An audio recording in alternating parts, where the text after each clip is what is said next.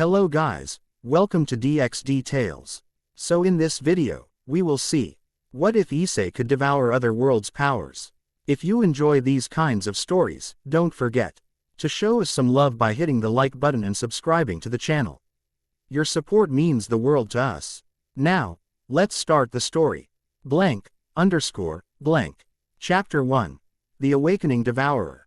The scent of ozone and scorched earth hung in the air as Issei Hyodo stared at the crater where his opponent had stood moments before. Blood trickled from a gash above his eye, the warm liquid tracing familiar paths down his face. This fight should have killed him.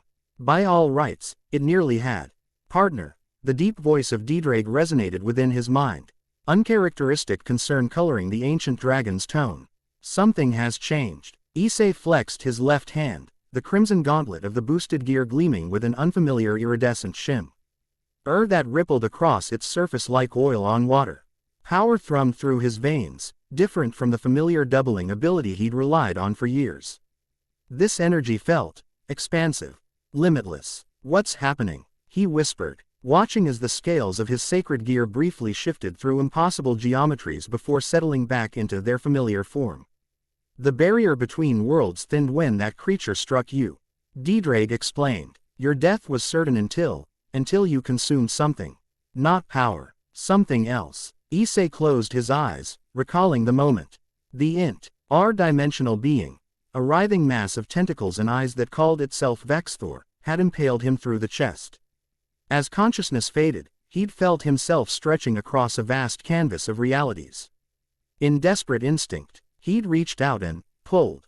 I took something from another world, he murmured, opening his eyes to find his wounds already healing at an accelerated rate. Its regenerative ability. More than that, Devour rumbled. You've evolved beyond the boosted gear's original parameters. You devoured a fragment of that reality's fundamental law. The implications crashed through Issei's mind like a tidal wave. Years of battles as a devil, of pushing the boosted gear to its limits, had prepared him for power escalation, but not this. Not the ability to reach across dimensional boundaries and consume the very rules of other worlds. A sharp crack split the air behind him. Issei whirled, dropping into a combat stance as reality itself tore open 3 meters away. The fissure pulsed with kaleidoscopic energy, widening until it stretched 2 meters high, its edges crackling with unstable dimensional energy. Through the rift stepped a woman Issei had never seen before. She moved with predatory grace, scanning the devastated clearing with eyes as sharp as the twin blades sheathed across her back. Her outfit, a form-fitting combat suit reinforced with what appeared to be chitinous armor plates, bore evidence of recent battle, scorch marks, a spray of something that might have been blood but gleamed with an opalescent quality. She locked eyes with Issei and froze, nostrils flaring slightly as she scented the air. You're not hive corrupted, she stated flatly, her accent unlike anything Issei had heard, consonants harder, vowels carrying unusual inflections. But you're not from my world either. Issei held his ground, boosted gear at ready. This is my world. That portal you just walked through doesn't belong here. The woman's mouth twitched in what might have been amusement or irritation. Tell that to the dimensional breach, not me. I'm tracking an Omega-class entity that fled through a similar tear. Her gaze fixed on the crater. Looks like you've already handled it. Devour, Issei confirmed. She tensed visibly. You know its designation. It announced itself before trying to kill me. Apparently, that's interdimensional monster etiquette. The woman's expression remained carefully neutral, but her posture shifted subtly. Devour doesn't leave survivors, not intact ones. Her hand drifted toward one of her blades. What are you? Before Issei could respond, Devour's voice resonated outward, an unusual move for the dragon who typically kept their communications private. He is the Red Dragon Emperor who has transcended his limitations, the dragon's voice boomed. He has become a devourer of worlds. The woman's reaction was immediate. In a fluid motion almost too fast for Issei to track, she drew both blades, curved weapons etched with glowing sigils. World Eater protocol engaged, she snapped, the runes on her weapons flaring to life. Stand down or be neutralized. Wait, Issei raised his hands, non-threatening. I don't know what that means. But I'm not your enemy. I just discovered these abilities literally minutes ago. She studied him, suspicion evident. Name and origin. Now, Issei Hyodo, devil of the Grimoire household, wielder of the boosted gear. He gestured to the crimson gauntlet. This is Kuo, Japan. My world. Devil, she repeated, as if testing the word. Your taxonomy is unusual. And you are, Issei countered. She considered for a moment before responding. Commander Mira Vashti, Interdimensional Containment Force, 3rd Division. She did not lower her weapons. If you're truly a novice world eater, you're even more dangerous. Untrained reality manipulators collapse entire dimensional clusters. The dimensional rift behind her pulsed suddenly, shrinking before expanding again with a sound like tearing fabric. Mira glanced over her shoulder, cursing under her breath in an unfamiliar language. The breach is destabilizing, she said. I need to return before the pathway collapses. Issei felt a strange pull toward the portal, an instinctive understanding that transcended conscious thought. It's not just unstable. Something's forcing it closed from your side. Myra's eyes narrowed. How could you possibly? She stopped, reassessing him. The World Eater abilities. You can sense dimensional mechanics. I can see the patterns, Issei explained, surprised at his own understanding. The energy signature on the other side doesn't match yours. Someone else is manipulating it. Alarm flashed across Myra's face. The hive couldn't have tracked me this quickly unless. Her expression hardened. Unless they captured Kessel. I need to get back. It's too late, Issei said, watching as the patterns of energy shifted. They're converting it to a one-way valve. If you go through, you won't be coming back. The rift flared brilliant purple, then contracted to half its previous size. Myra's weapons lowered fractionally as tactical assessment overrode her suspicion of Issei. Stranded, she stated flatly. Tactical options limited. Issei made a decision. I can help you, but first, we need to see someone who understands more about dimensional mechanics than I do. You're suggesting an alliance? Mira asked, skepticism evident. I'm suggesting not getting killed by whatever collapsed your portal, Issei countered. And finding out why interdimensional monsters are suddenly appearing in my world. Mira regarded him silently for 5 long seconds before sheathing one blade. She kept the other drawn. Conditional cooperation accepted. But at the first sign you're compromised or hostile, I'll execute the World Eater containment protocol.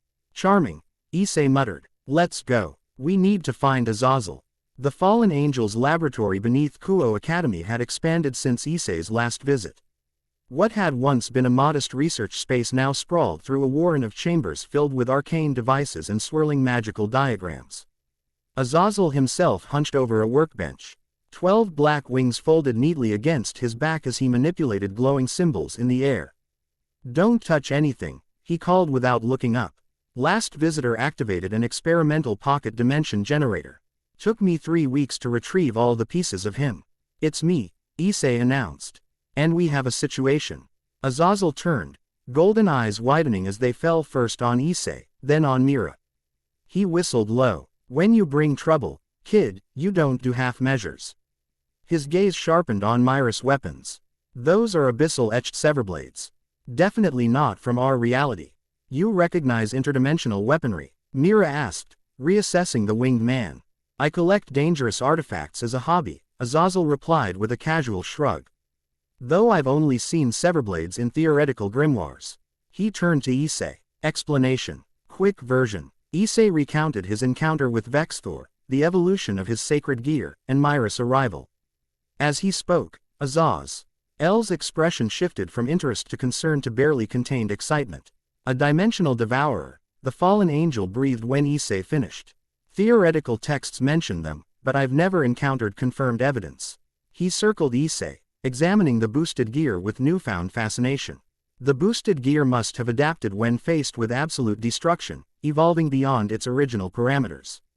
That doesn't explain the breaches, Mira interjected. My world has been experiencing dimensional incursions for months. Our scientists detected ripples originating from an unknown reality, presumably this one. Azazel's expression grew serious. Someone's been weakening the barriers between worlds deliberately. He gestured to a complex magical diagram pulsing in the corner. I've been tracking unusual energy spikes across Japan. Locations where the dimensional fabric thins momentarily. He manipulated the diagram, expanding it to show a map with dozens of glowing points. These breaches started appearing 3 months ago. Small at first, barely noticeable. Now they're large enough to allow physical entities to cross over. Like Vexthor, Issei said. And whatever's sending them, Mira added grimly. Vexthor is a scout, not a general. Something larger is directing these incursions. Azazel nodded. The pattern suggests a coordinated effort to weaken specific points in our reality. He highlighted several locations where the glowing points formed a geometric pattern. This isn't random, it's preparation. For what? Issei asked. Invasion, Mira stated flatly. My world is already under siege from extra-dimensional entities. Yours appears to be next. The laboratory lights flickered suddenly, and the ambient magical energy in the room surged. Azazel's diagrams twisted, contorting into new configurations as an alarm began to wail from several devices. Major breach forming, Azazel shouted over the noise. 2 kilometers from here, the abandoned Takeda factory complex. Issei felt it before Azazel finished speaking, a pulling sensation, as if reality itself was being stretched too thin. His evolved sacred gear resonated with the disturbance, the gauntlet's glow intensifying. I can sense it, he said. It's bigger than the one that brought Mira through. We need to contain it. Mira was already moving toward the exit. If it's what I think, we have minutes at most. Azazel grabbed a duffel bag from beneath his workbench. Take these, he said, tossing it to Issei. Experimental dimensional stabilizers. They might help close the breach. Issei caught the bag, nodding to Mira. Let's go. The Takeda factory loomed against the twilight sky, its abandoned silhouette a jagged wound on the urban landscape. As Issei and Mira approached, the air grew thick with electromagnetic distortion, causing the hairs on Issei's arms to stand on end. The breach is inside the main assembly building, Issei said, following the pull of his newly awakened senses. It's hungry. Mira gave him a sharp look. Breaches don't have appetites. This one does, Issei insisted. It's not just tearing reality, it's consuming it. They entered through a rusted side door, picking their way through debris-strewn corridors. The factory floor opened before them, a vast space of concrete and rusted machinery, moonlight filtering through broken skylights. At its center, reality itself tore open in a swirling vortex of impossible colors. Unlike the relatively stable portal Mira had emerged from, this breach pulsated with malevolent energy, its edges jagged and bleeding into the surrounding space. Factory equipment near the rift showed signs of decay and transformation, metal twisted into organic shapes, concrete flowing like liquid. Corruption breach, Mira whispered, drawing both severblades. This isn't a natural phenomenon. Someone's forcing this open from the other side. The air near the breach shimmered, and a figure stumbled through, a woman with fox-like ears atop her head and 9 spectral tails trailing behind her. Her ornate robes were torn and singed, golden eyes wide with panic as she collapsed to the concrete floor. Behind her, something massive began pushing through the dimensional tear, appendages like branches made of glassy obsidian, dripping with luminescent fluid that sizzled where it touched the factory floor. World Tree Fragment, Mira hissed. If it fully materializes, this entire area is lost. Issei didn't wait for further explanation. He charged forward, boosted gear flaring as he activated his sacred gear. Boost, boost, boost. The familiar doubling of power cascaded through him, but now accompanied by something new, a resonance with the breach itself, as if he could feel its structural weaknesses. As he reached the fallen fox woman, the entity pushed further through the rift, a mass of glittering branches unfolding into their reality. Get her clear, Issei ordered Mira. I'll handle the breach. You can't fight a World Tree Fragment directly. Mira protested, even as she moved to retrieve the unconscious woman. Its very presence corrupts physical matter. I'm not going to fight it, Issei replied, a plan forming as he instinctively understood the dimensional mechanics at play. I'm going to eat it.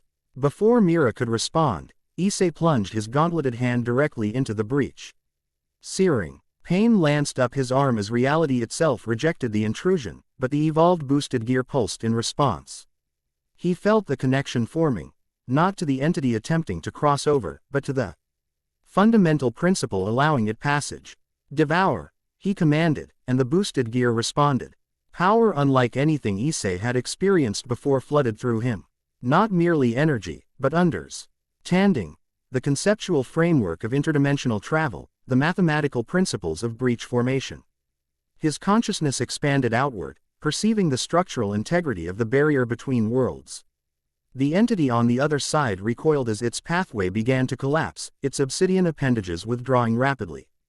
Issei maintained his focus, redirecting the power he was absorbing to seal the breach rather than simply consuming it. The rift shuddered, contracted, and finally snapped closed with a thunderous boom that shook the factory to its foundations. Issei staggered backward, his mind reeling from the influx of information and power. "You." Mira stared at him, the unconscious fox woman cradled in her arms. "You actually closed it." From the outside, Issei looked down at his boosted gear, which now pulsed with a deep purplish light alongside its usual crimson glow. "I didn't just close it," he said quietly. "I understand it now, how the breaches form, how they can be manipulated." He flexed his hand, watching as small rifts in reality opened and closed between his fingers. "I devoured the concept of dimensional passage itself." Myra's expression shifted to one of guarded respect. "That's not possible. Even veteran world eaters require years to assimilate fundamental concepts." "Maybe the boosted gear helps," Issei suggested. "It's designed to amplify abilities." The fox woman in Myra's arms stirred, her golden eyes fluttering open. She took in her surroundings with momentary confusion before focusing on Issei with startling intensity. "You," she whispered, her voice melodic despite her obvious exhaustion. "I felt your power across the void. The devourer who closes paths instead of consuming them." She struggled to stand, and Mira reluctantly helped her upright. The fox woman wore elaborate robes of gold and crimson, now torn and stained but still magnificent. Her 9 tails fanned behind her, spectral and semi-transparent, flickering with spiritual energy. "I am Lin Hua, celestial messenger of the 9th court," she introduced herself with surprising formality given her condition. "And I have crossed 16 worlds seeking the one who might save us all from the Void Architect." Dawn broke over Kuo as Issei, Mira, and Lin Hua returned to Azazel's laboratory. The fallen angel had expanded his workspace further, conjuring comfortable seating in anticipation of their return. His 12 wings twitched with barely contained excitement as Lin Hua recounted her journey. "The Void Architect began his work in my world first," she explained, sip. Ping from a cup of tea Azazel had provided. "A being of immense power who appears as a scholar in midnight robes." He spoke of harmonizing realities, and ending the tyranny of separation. When the celestial courts rejected his proposals, he began creating breaches by force. "How long ago?" Azazel asked, recording her account in glowing magical script. 3 celestial cycles, Lin Hua replied. "In your measurement, perhaps 9 months." Mira nodded grimly. "That aligns with our timeframe. The incursions in my world began 7 months ago, escalating rapidly as our defenses proved ineffective. And our breaches started 3 months ago," Issei noted. "There's a pattern. He's working his way through multiple realities in sequence." "But why?" Azazel wondered aloud. Lin Hua's tails twitched nervously. "He seeks what he calls the confluence, a state where all realities merge into a single malleable world under his control. My people's seers witnessed a vision of countless worlds collapsing into one, with the architect rewriting the unified laws of reality according to his whim. That would erase distinct dimensions entirely," Mira said, horror evident in her voice despite her stoic demeanor. "Trillions of lives, countless civilizations, all homogenized into whatever the architect deems harmonious."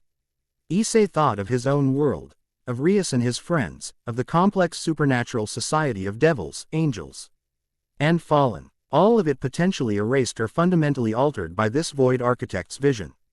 "We need more information," he said decisively. "About the architect, about how he's creating these breaches, and about how my new abilities can help stop him." Lin Hua's golden eyes focused on Issei with renewed intensity. "There is a place between worlds, a nexus. Point where dimensional travelers have gathered knowledge for eons. If you truly can control dimensional passage now, you could bring us there." "A dimensional hub?" Mira looked skeptical. "My organization has never found evidence of such a location. Because it exists outside conventional dimensional mapping," Lin Hua explained. "It occupies the spaces between realities rather than existing within any single one." Azazel stroked his beard thoughtfully. Theoretical texts mention such places, dimensional crossroads that serve as neutral territory for entities from various realities. Can you guide me there? Issei asked Lin Hua. She nodded. I can provide the conceptual framework, but the actual passage would require your power. The Nexus is heavily protected against unauthorized entry. Issei glanced at Mira. Are you coming? The commander considered for a moment. If this Nexus exists and contains information about interdimensional threats, my duty requires I investigate. Her hand rested on one of her blades. Besides, someone needs to ensure you don't accidentally devour a crucial reality. I'll hold down the fort here, Azazel offered. Monitor for new breaches and set up containment protocols in case anything else comes through while you're gone. Issei nodded, rising to his feet. What do I need to do? He asked Lin Hua. The fox spirit moved to stand before him. Our tails weaving complex patterns in the air. I will share the concept of the Nexus with you. Its dimensional coordinates exist as an idea rather than a physical location.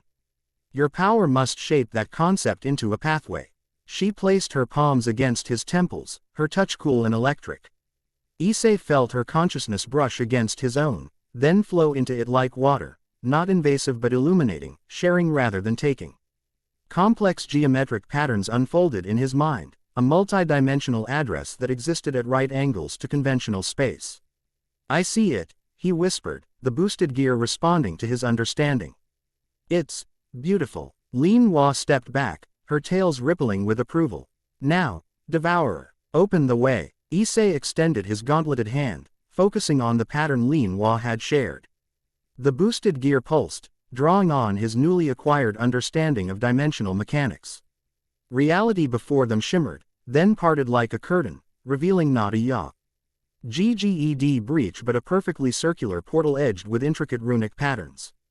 Through the opening, Issei glimpsed an impossible landscape, floating platforms connected by bridges of light, structure. That seemed to fold into themselves at impossible angles, all beneath a sky that shimmered with the reflected light of countless realities. The Nexus, Lin Hua breathed, relief evident in her voice. You've found it on your first attempt. Mira looked impressed despite herself. Coordination that precise usually requires decades of training. Issei felt a surge of pride at their reactions, though. He knew the achievement belonged as much to the evolved boosted gear as to his own skill. Let's not keep it waiting, he said, gesturing to the portal. Lin Hua stepped through first, her tail swishing with anticipation. Mira followed, severblades at ready in case of threat. Issei went last, casting a final glance at Azazel. I'll be monitoring the connection, the fallen angel assured him. If anything happens, I'll find a way to pull you back. Issei nodded and stepped through the portal. The Nexus defied conventional description. As Issei emerged from the portal, his senses struggled to process what surrounded him. The ground beneath his feet appeared solid yet slightly translucent, revealing swirling energies that flowed like rivers far below. The sky, if it could be called that, shifted constantly. Windows into different realities opening and closing in a hypnotic display of infinite possibility. Structures rose around them in configurations that shouldn't have been physically possible, buildings that twisted into themselves, stairways that led in all directions simultaneously, bridges that connected points that seemed miles apart yet could be crossed in seconds. More strict than the architecture were the beings that inhabited the Nexus. Entities of pure light conversed with hulking creatures of stone and metal. Humanoids with impossible anatomical configurations said what appeared to be market stalls selling items that defied categorization. Some beings existed as patterns of sound or movement rather than physical forms. Welcome to the crossroads of realities, Lin Hua said, her tails fanning out behind her as she took a deep breath. One of the few truly neutral territories in the multiverse. Mira surveyed their surroundings with professional assessment. Defensive positions minimal, multiple escape routes, high visibility. She kept one hand near her weapons. Where do we find information about the Void Architect? The archive, Lin Hua pointed. To a massive structure that appeared to be constructed from interlocking books and scrolls, constantly rearranging themselves. All knowledge of the multiverse flows through it eventually. As they began walking toward the archive, Issei noticed the reactions they generated from other beings. Many stopped to stare, some with curiosity, others with evident alarm. A few made gestures that might have been protective wards. They're reacting to you, Lin Hua explained quietly. World Eaters are rare and feared. The power to devour aspects of reality makes you both valuable and dangerous in the eyes of dimensional travelers.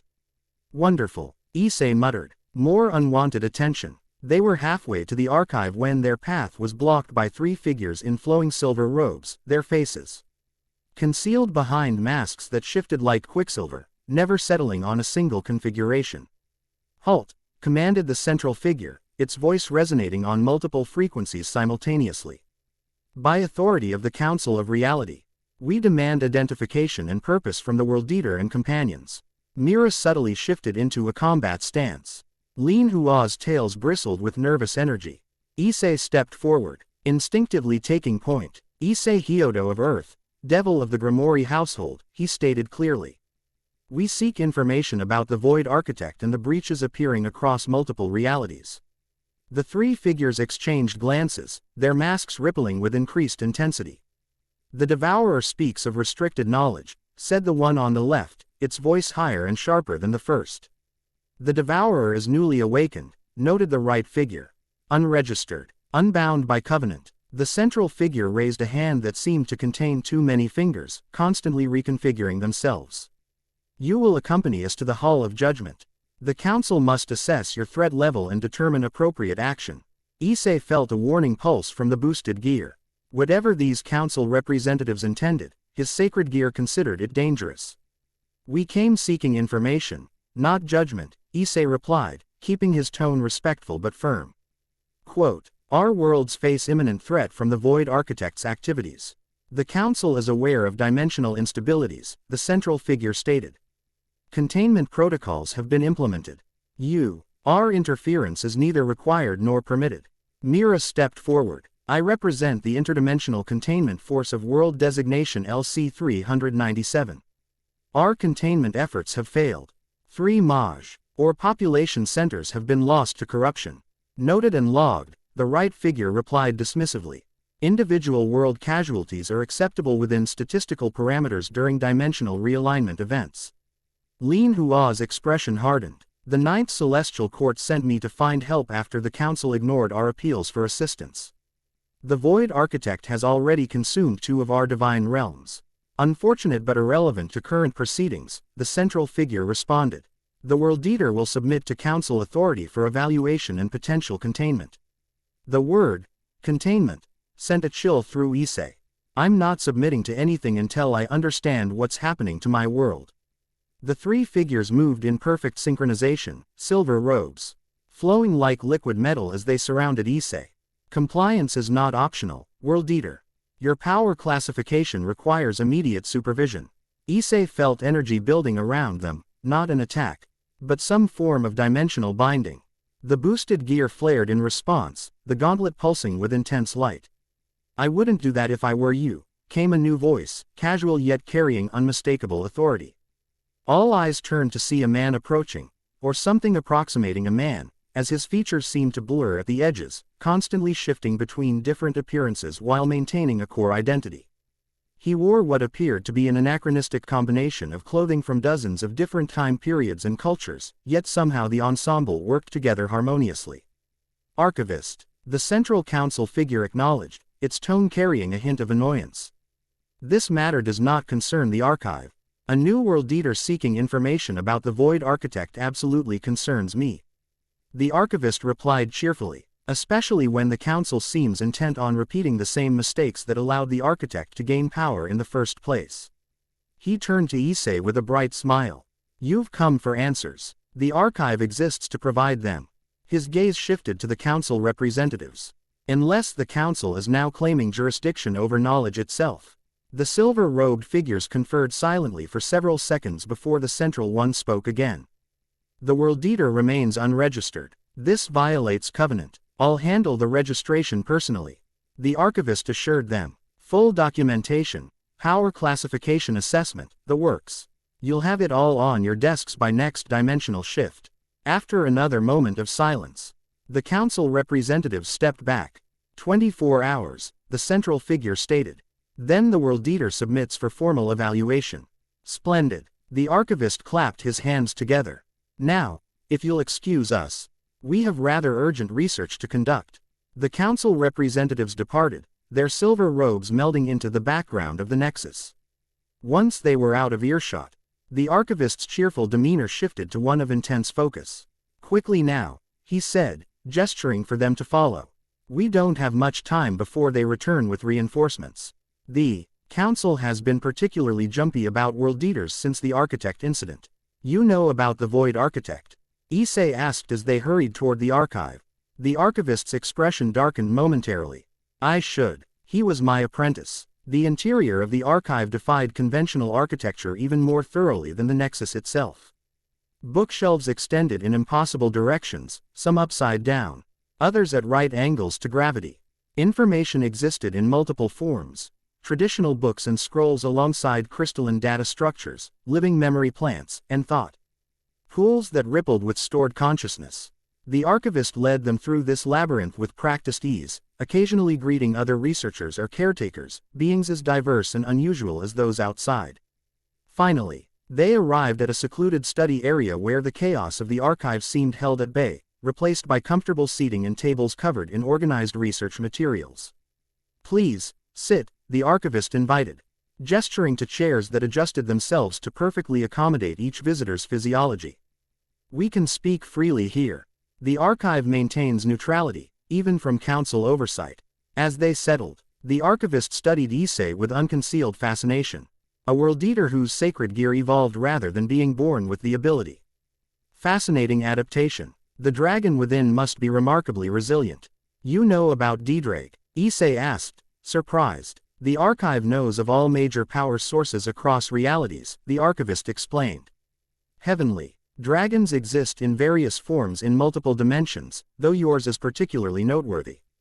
I am honored. Dedrag's voice rumbled from the gauntlet, causing the archivist to beam with delight. The honor is mine. So few dragons communicate directly with interdimensional travelers. He turned serious again. But we have more pressing matters. You seek information about Elan Voss, now calling himself the Void Architect. Your former apprentice, Mira noted, still watchful despite the relative security of their location. The archivist nodded, regret evident in his features. Elan was brilliant, perhaps the most gifted student of dimensional mechanics I'd ever encountered. He came to the archive seeking knowledge about reality harmonization, a theoretical field studying how disparate dimensions might share beneficial aspects without harmful integration. What happened? Lin Hua asked, her tails curling attentively. He discovered references to ancient texts describing the conflunk. A hypothetical state where all realities merge into a single perfect world. The archivist sighed deeply. It was meant as a cautionary tale, an example of why dimensional barriers exist. But Elan became obsessed with the concept. Let me guess, Issei said grimly. He decided to make it happen. Worse, he found a way to devour dimensional constants, fundamental laws that maintain reality separation. The archivist gestured to Issei's gauntlet. Much like your ability, but twisted.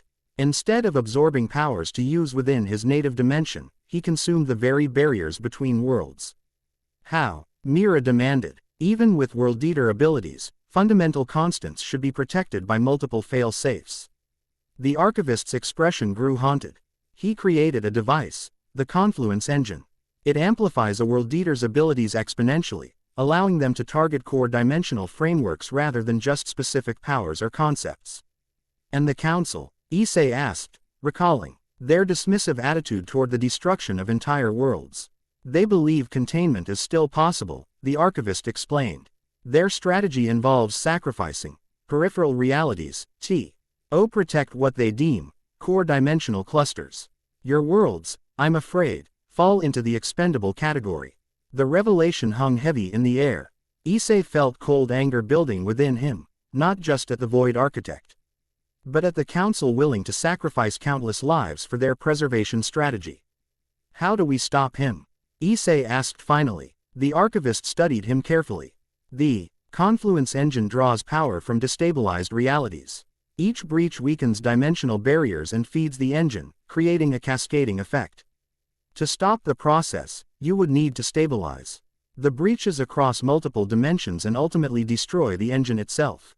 Can my World Eater abilities counter his?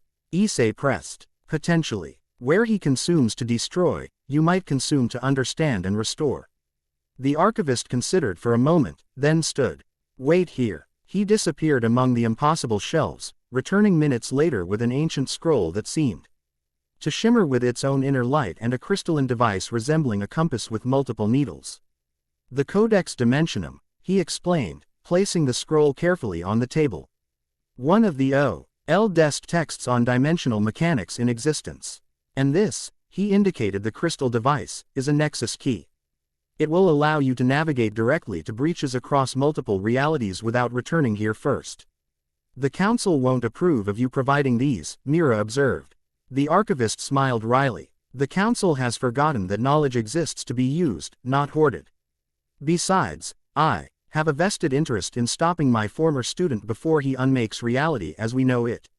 He unrolled the scroll carefully, revealing script that shifted between different writing systems as if unable to settle on a single language. The codex contains instructions for dimensional healing, techniques to repair breaches rather than simply closing them. Study it carefully. Issei reached out, he citating just above the ancient parchment. I'm not sure I can understand something this complex.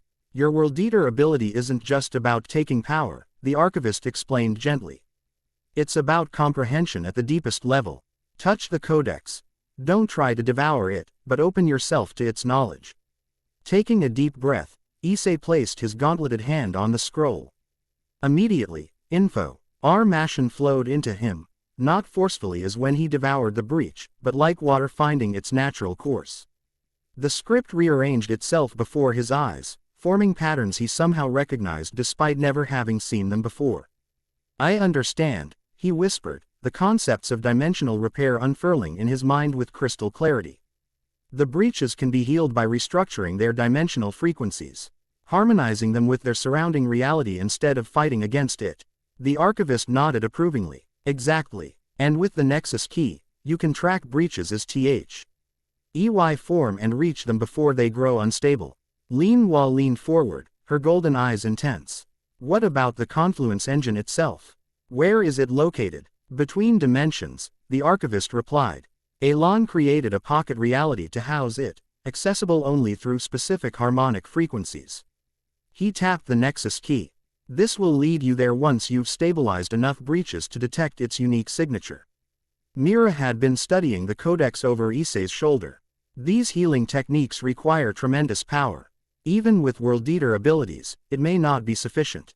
The archivist's gaze returned to Issei. That's where your unique evolution comes into play. The boosted gear's ability to multiply power, combined with dimensional absorption, creates potential beyond conventional World Eaters. You can amplify what you devour rather than simply using it. Issei considered this, feeling the weight of responsibility settling over him. Worlds were at stake, his own and countless others he'd never even imagined. Yet something else nagged at him. The council representatives said I was unbound by covenant. What did they mean? The archivist's expression grew serious. The covenant of reality is an ancient pact that supposedly binds World Eaters to certain limitations, preventing them from consuming fundamental constants or collapsing dimensional barriers. All registered World Eaters are bound to it. Supposedly, Mira asked sharply. There are disagreements about its necessity, the archivist admitted. Some believe it provides crucial safeguards. Others see it as a means of control, limiting World Eaters from reaching their full potential. Did the architect break his covenant? Lin Hua asked. No, the archivist said quietly. He found loopholes within it. The covenant prevents direct consumption of dimensional constants but says nothing about using tools to achieve the same effect. A sudden commotion outside interrupted their conversation. Rais. Ed voices and the unmistakable sound of authority being exercised. Council enforcers, the archivist muttered, moving quickly to a bookshelf and pressing a hidden mechanism. A section of flooring slid away, revealing a passage downward. They're earlier than expected. You need to leave, now. What about you? Issei asked, concerned. I'll handle them, the archivist assured him, handing him the Nexus key. Your priority is stopping Elan before the confluence progresses further. Mira was already moving toward the passage, tactical assessment overriding any hesitation. Lin Hua followed, her tail swishing with nervous energy. This passage leads to a private departure point, the archivist explained quickly. Use the key to locate the nearest active breach in your home dimension and stabilize it. Each breach you heal will provide information about the next. Issei clutched the key and the knowledge he'd absorbed from the codex. Thank you. The archivist smiled sadly. Don't thank me yet, young world eater. I helped create this situation by teaching Elan. Now I'm placing the burden of fixing it on your shoulders. Voices grew closer outside the study. The archivist made a shooing motion. Go, and remember, where Elan destroys, you must preserve. That's the fundamental difference between you. Issei nodded once, then descended into the passage with his companions. The floor sealed above them, plunging them into darkness illuminated only by the soft glow of the boosted gear and the crystalline light of the Nexus key. Now what? Mira asked, severblades drawn and ready. Issei examined the key, watching as its multiple needles aligned and pointed down the passageway. Now we find our way home. And then we start healing reality. As they moved through the hidden tunnel, Issei felt a strange certainty settle over him. The path ahead would be dangerous and complex, requiring him to master abilities he barely understood. Yet for the first time since discovering his evolved powers, he felt a sense of purpose, not just to protect his own world, but to preserve the intricate tapestry of realities threatened by the Void Architect's vision. The Nexus key pulsed in his hand, GU, guiding them toward an exit point where reality thinned enough to create a passage.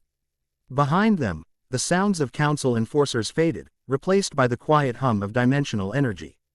I can create a portal back to my world from here, Issei said as they reached the end of the passage. The key shows the coordinates. Your world first, then mine, Mira stated, not as a question but as operational planning. We'll need resources from both to counter the architect. Lin Hua nodded agreement. I will help guide you through the dimensional pathways. My people have mapped many of them over millennia. Issei raised his gauntleted hand, concentrating on the coordinates indicated by the Nexus key. The boosted gear pulsed with power, drawing on his newly acquired understanding of dimensional mechanics. Reality parted before them, forming a stable portal back to Kuo, specifically, Azazel's laboratory. Let's go, Issei said, stepping toward the portal. We have breaches to heal and worlds to save. As he crossed the threshold back into his own reality, Issei felt the boosted gear pulse with approval. This was just the beginning of his journey as the awakening devourer, a journey that would take him across worlds, challenge the limits of his evolving abilities, and ultimately determine the fate of countless realities hanging in the balance. Chapter 2. Convergent Paths. The coordinates on the Nexus key shifted, its crystalline facets rearranging themselves into a configuration Issei hadn't seen before. 3 days had passed since their return from the Nexus, days spent studying the code. X-Dimensionum and healing minor breaches around Kuo. But this was different. The signal pattern indicates a major breach, Lin Hua observed, her golden eyes reflecting the key's pulsing light. Not in this world, but adjacent. Dimensional coordinates suggest high technological saturation with magical undertones. Issei studied the pattern, understanding flowing through him with increasing fluidity. His connection to the dimensional mechanics deepened with each breach he healed, each fragment of knowledge he absorbed. It's not just a breach, he realized. It's a deliberate crossing point. Someone's trying to reach our world. Quote, Mira looked up from where she'd been maintaining her severblades, the enchanted oil she used giving off a faint scent of ozone and night-blooming flowers. Hostile intent. Can't tell, Issei admitted, but the pattern seems systematic, analytical, like someone's trying to study the breach rather than simply use it. A researcher, Lin Hua suggested, tails shifting thoughtfully. Or a trap. Azazel, who had been monitoring their activities from his elaborate workstation, swiveled in his chair. Either way, it's an opportunity. A controlled breach means stable passage. You could cross over, gather intelligence about how the architect's actions are affecting other dimensions. Issei nodded slowly. The archivist's words echoed in his memory. Each breach you heal will provide information about the next. Perhaps this was the next step. Not just closing breaches in his world, but understanding their impact across multiple realities. I'm going through, he decided. If someone on the other side is studying dimensional mechanics, they might have information we need. Not alone, Mira stated flatly, sheathing her weapons with practiced precision. Unknown world, unknown threats.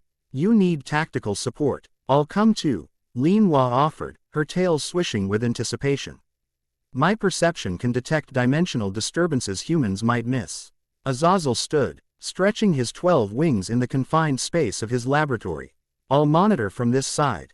If anything goes sideways, I'll find a way to pull you back. He tossed a small metallic device to Issei. Communication tether. Should work across dimensional barriers, at least for basic signals. Issei caught the device, slipping it into his pocket before summoning the boosted gear. The crimson gauntlet materialized with a flash of light, now permanently displaying the iridescent shimmer that indicated its evolution. Using the key's coordinates, he focused on the breach location. Ready, he asked his companions. Mira checked her weapons one final time, face impassive but eyes alert. Lin Hua simply nodded, her ceremonial robes rippling with magical energy as she prepared for passage. Issei extended his gauntleted hand, drawing on the dimensional knowledge he'd absorbed. Reality parted before them, not torn or ripped, but elegantly folded aside like a curtain, revealing a swirling tunnel of energy that seemed to pulse with mathematical precision. That's beautiful, Azazel murmured. Most dimensional passages look like wounds in reality. This is more like surgery. The difference between devouring and understanding, Issei replied, suddenly certain. He stepped toward the portal. Let's go. The passage felt different from previous crossings, smoother, more controlled. Issei could feel the dimensional barriers sliding past like layers of silk rather than the jarring transition he'd experienced before. When they emerged on the other side, the reason became immediately apparent. They stood in what appeared to be a laboratory, but unlike any Issei had seen before.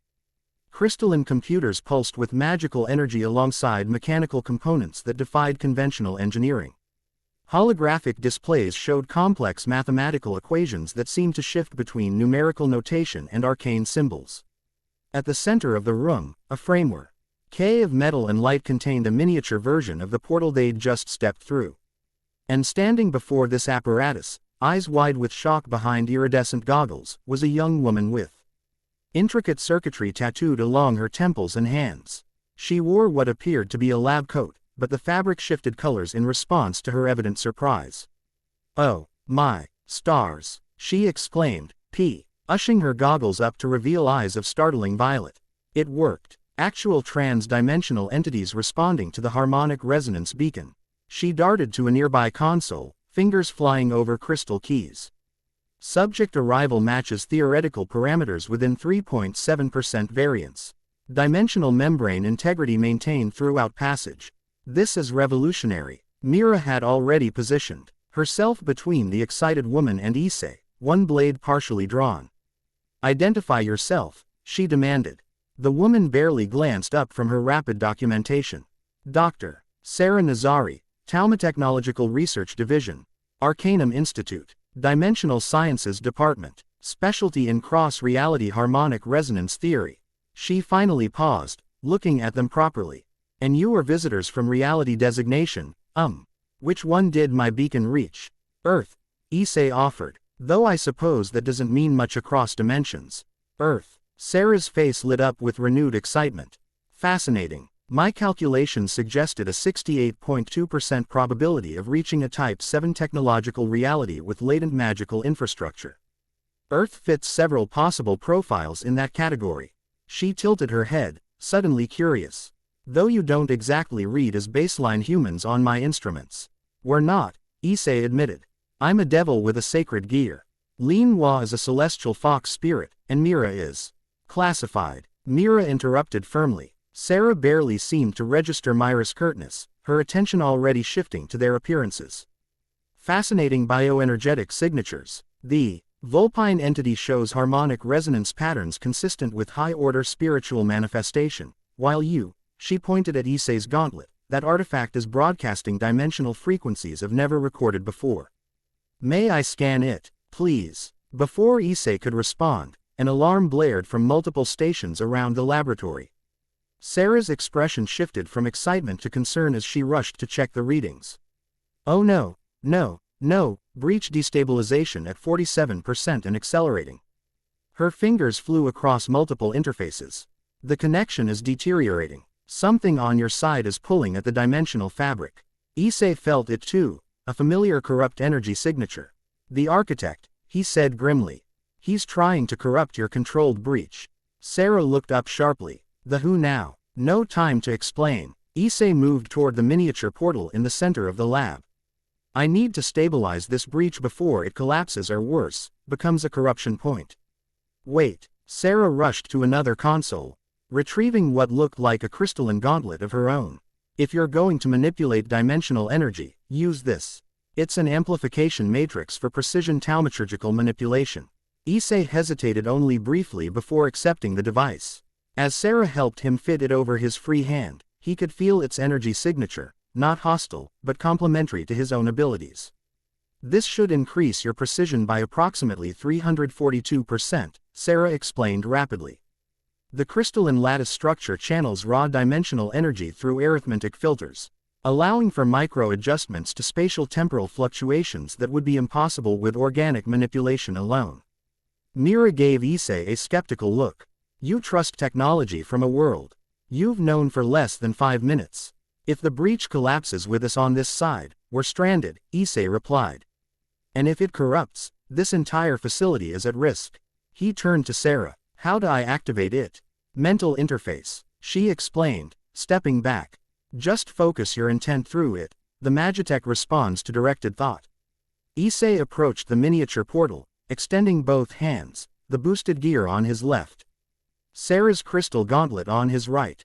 He could see the corruption now, tendrils of void-like energy seeping into the carefully constructed breach. Boost, he commanded, activating his sacred gear. As power flooded through him, he channeled it into the crystal gauntlet, which responded by emitting a web of light that enveloped the portal. The sensation was extraordinary. Where his World Eater abilities gave him broad control over dimensional energy, Sarah's device provided microscopic precision. He could feel every fluctuation in the breach, every corrupt strand trying to unravel the stable passage. Drawing on the knowledge from the codex, Issei began restructuring the breach. Not just closing it, that would leave them stranded, but healing it, reinfo.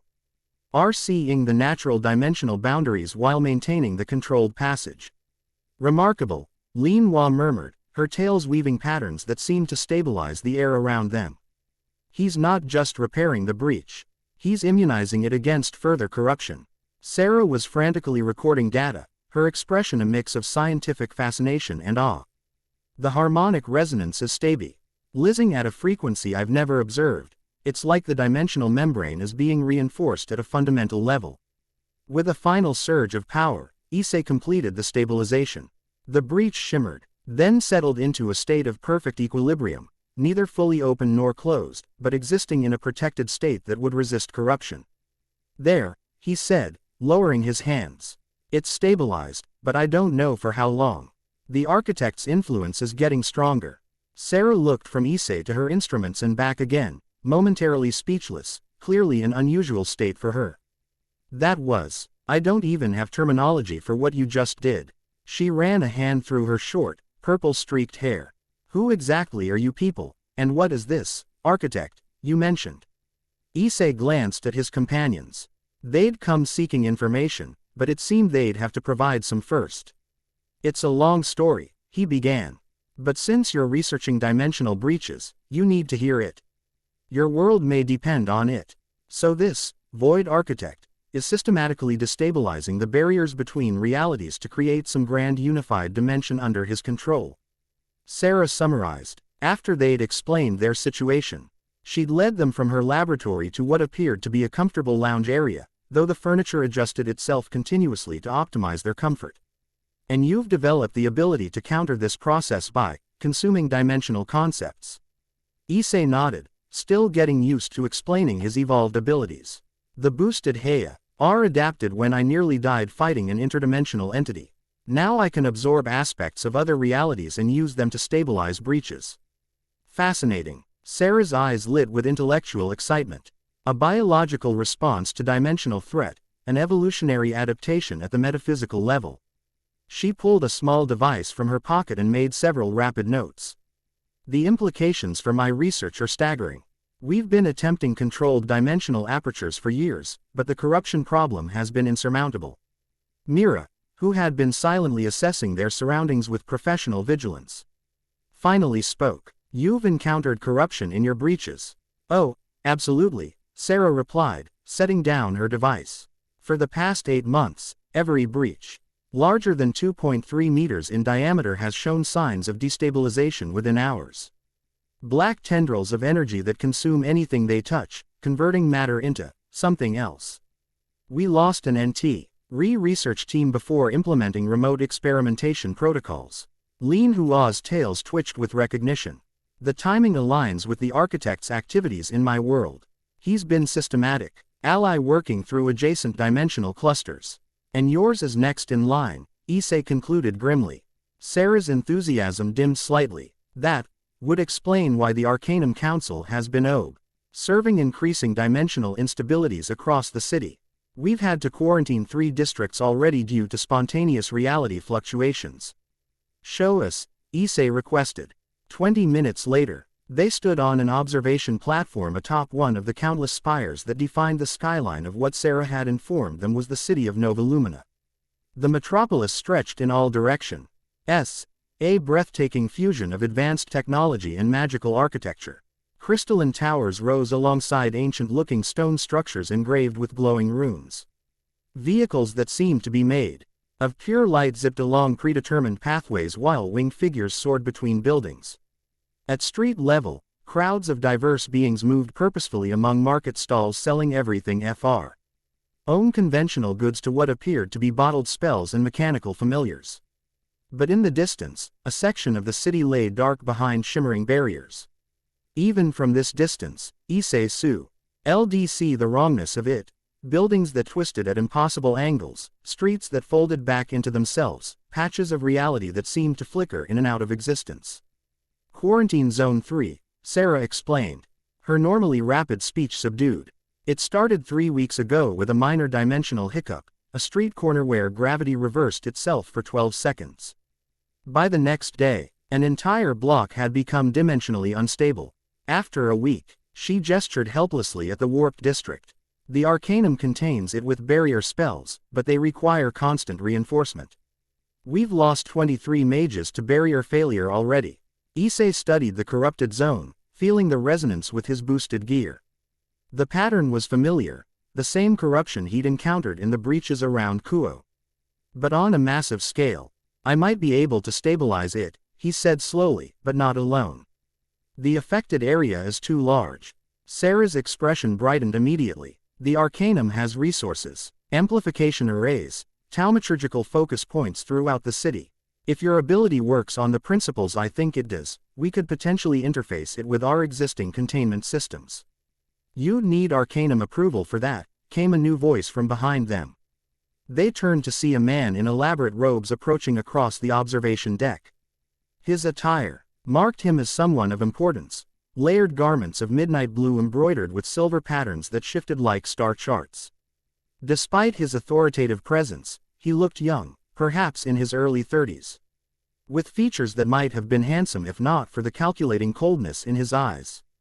High thaumaturge Kelvin, Sarah acknowledged, her posture straightening noticeably. I was just explaining the quarantine situation to our visitors. The man's gaze swept over Issei's group, lingering particularly on the boosted gear. Unauthorized dimensional travelers, he noted, his tone betraying neither welcome nor hostility. From an unregistered reality, accessing our world through an unsanctioned breach. Under normal circumstances, that would merit immediate containment. Myra's hand drifted to her weapons. But Kelvin raised a placating hand. However, he continued, these are hardly normal circumstances. Dr. Nazari's instruments detected your dimensional manipulation. The Arcanum is interested in your abilities, and we're interested in helping, Issei replied carefully. The dimensional corruption affecting your city is part of a larger pattern we're tracking across multiple realities.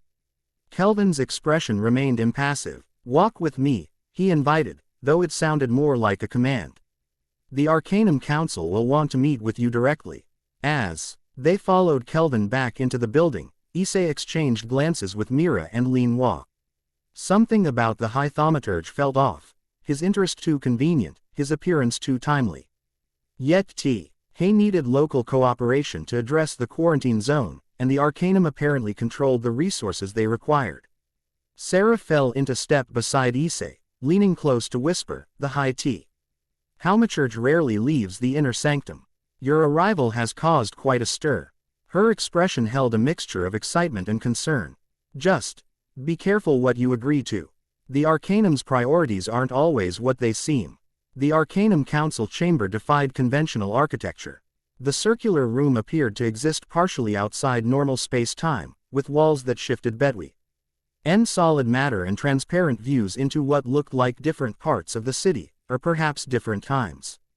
13 figures sat at a round table that hovered above a swirling pool of mercurial energy. Their faces obscured by masks that displayed only their eyes. Kelvin took a position at the table, donning a mask that materialized from the air itself. "Esteemed colleagues, I present the dimensional travelers who intervened in Dr. Nazari's experiment." Issei stepped forward, sensing the weight of 13 scrutinizing gazes.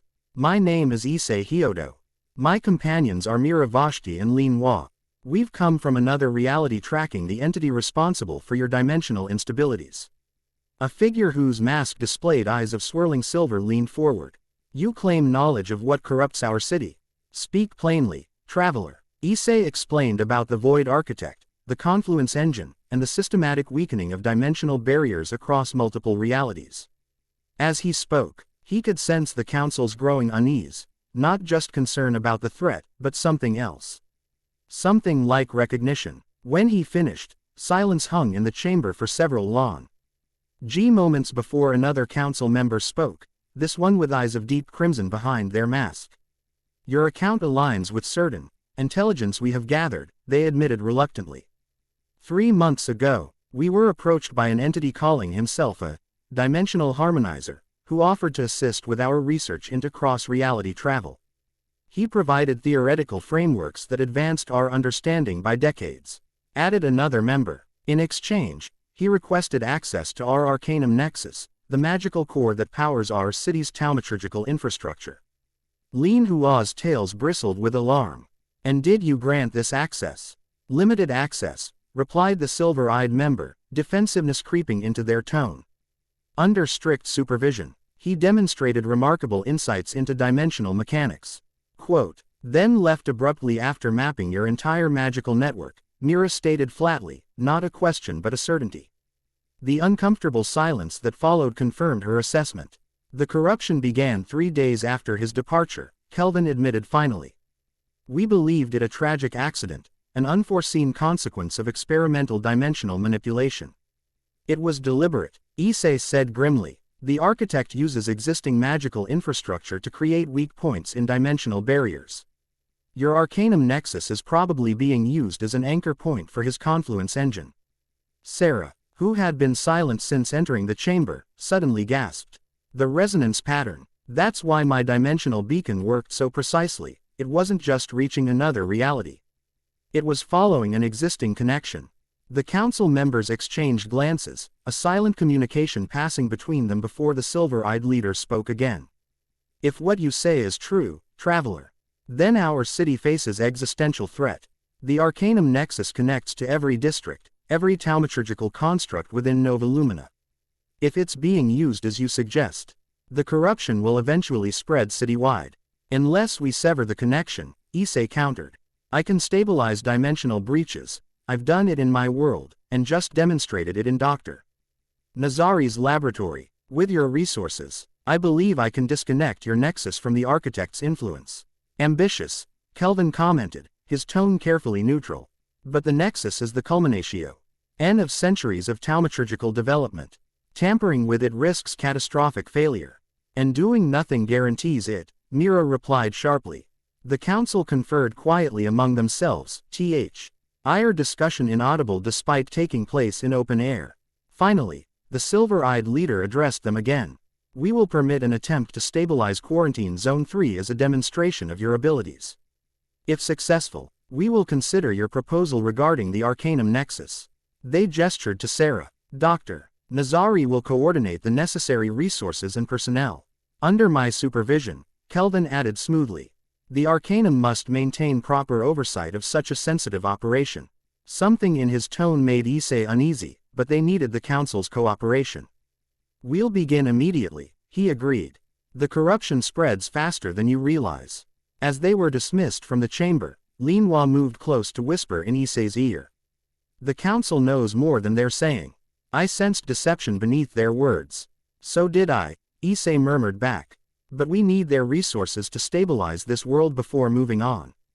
The Nexus key showed this breach for a reason. Sarah led them through a series of teleportation platforms that transported them instantly across the city, chattering excitedly about the technical preparations needed for their attempt at the quarantine zone. Kelvin followed silently, his calculating gaze never leaving Issei for long. As they approached the edge of Quarantine Zone 3, the dimensional instability became physically palpable, air that shimmered with distortion. Sounds that echoed at wrong intervals, occasional flickers where solid objects momentarily phased out of existence before snapping back. The containment barrier X tends 3 meters from the actual corruption boundary, Sarah explained, leading them to an elaborate array of crystalline devices positioned along the shimmering wall of energy. These amplifiers maintain the spell matrix. But they're failing faster each day as the corruption grows stronger. Issei approached the barrier, studying it with his enhanced perception. He could see how the architect had twisted the natural dimensional fabric, not tearing it outright, but warping it, creating a state of flux where reality itself became malleable.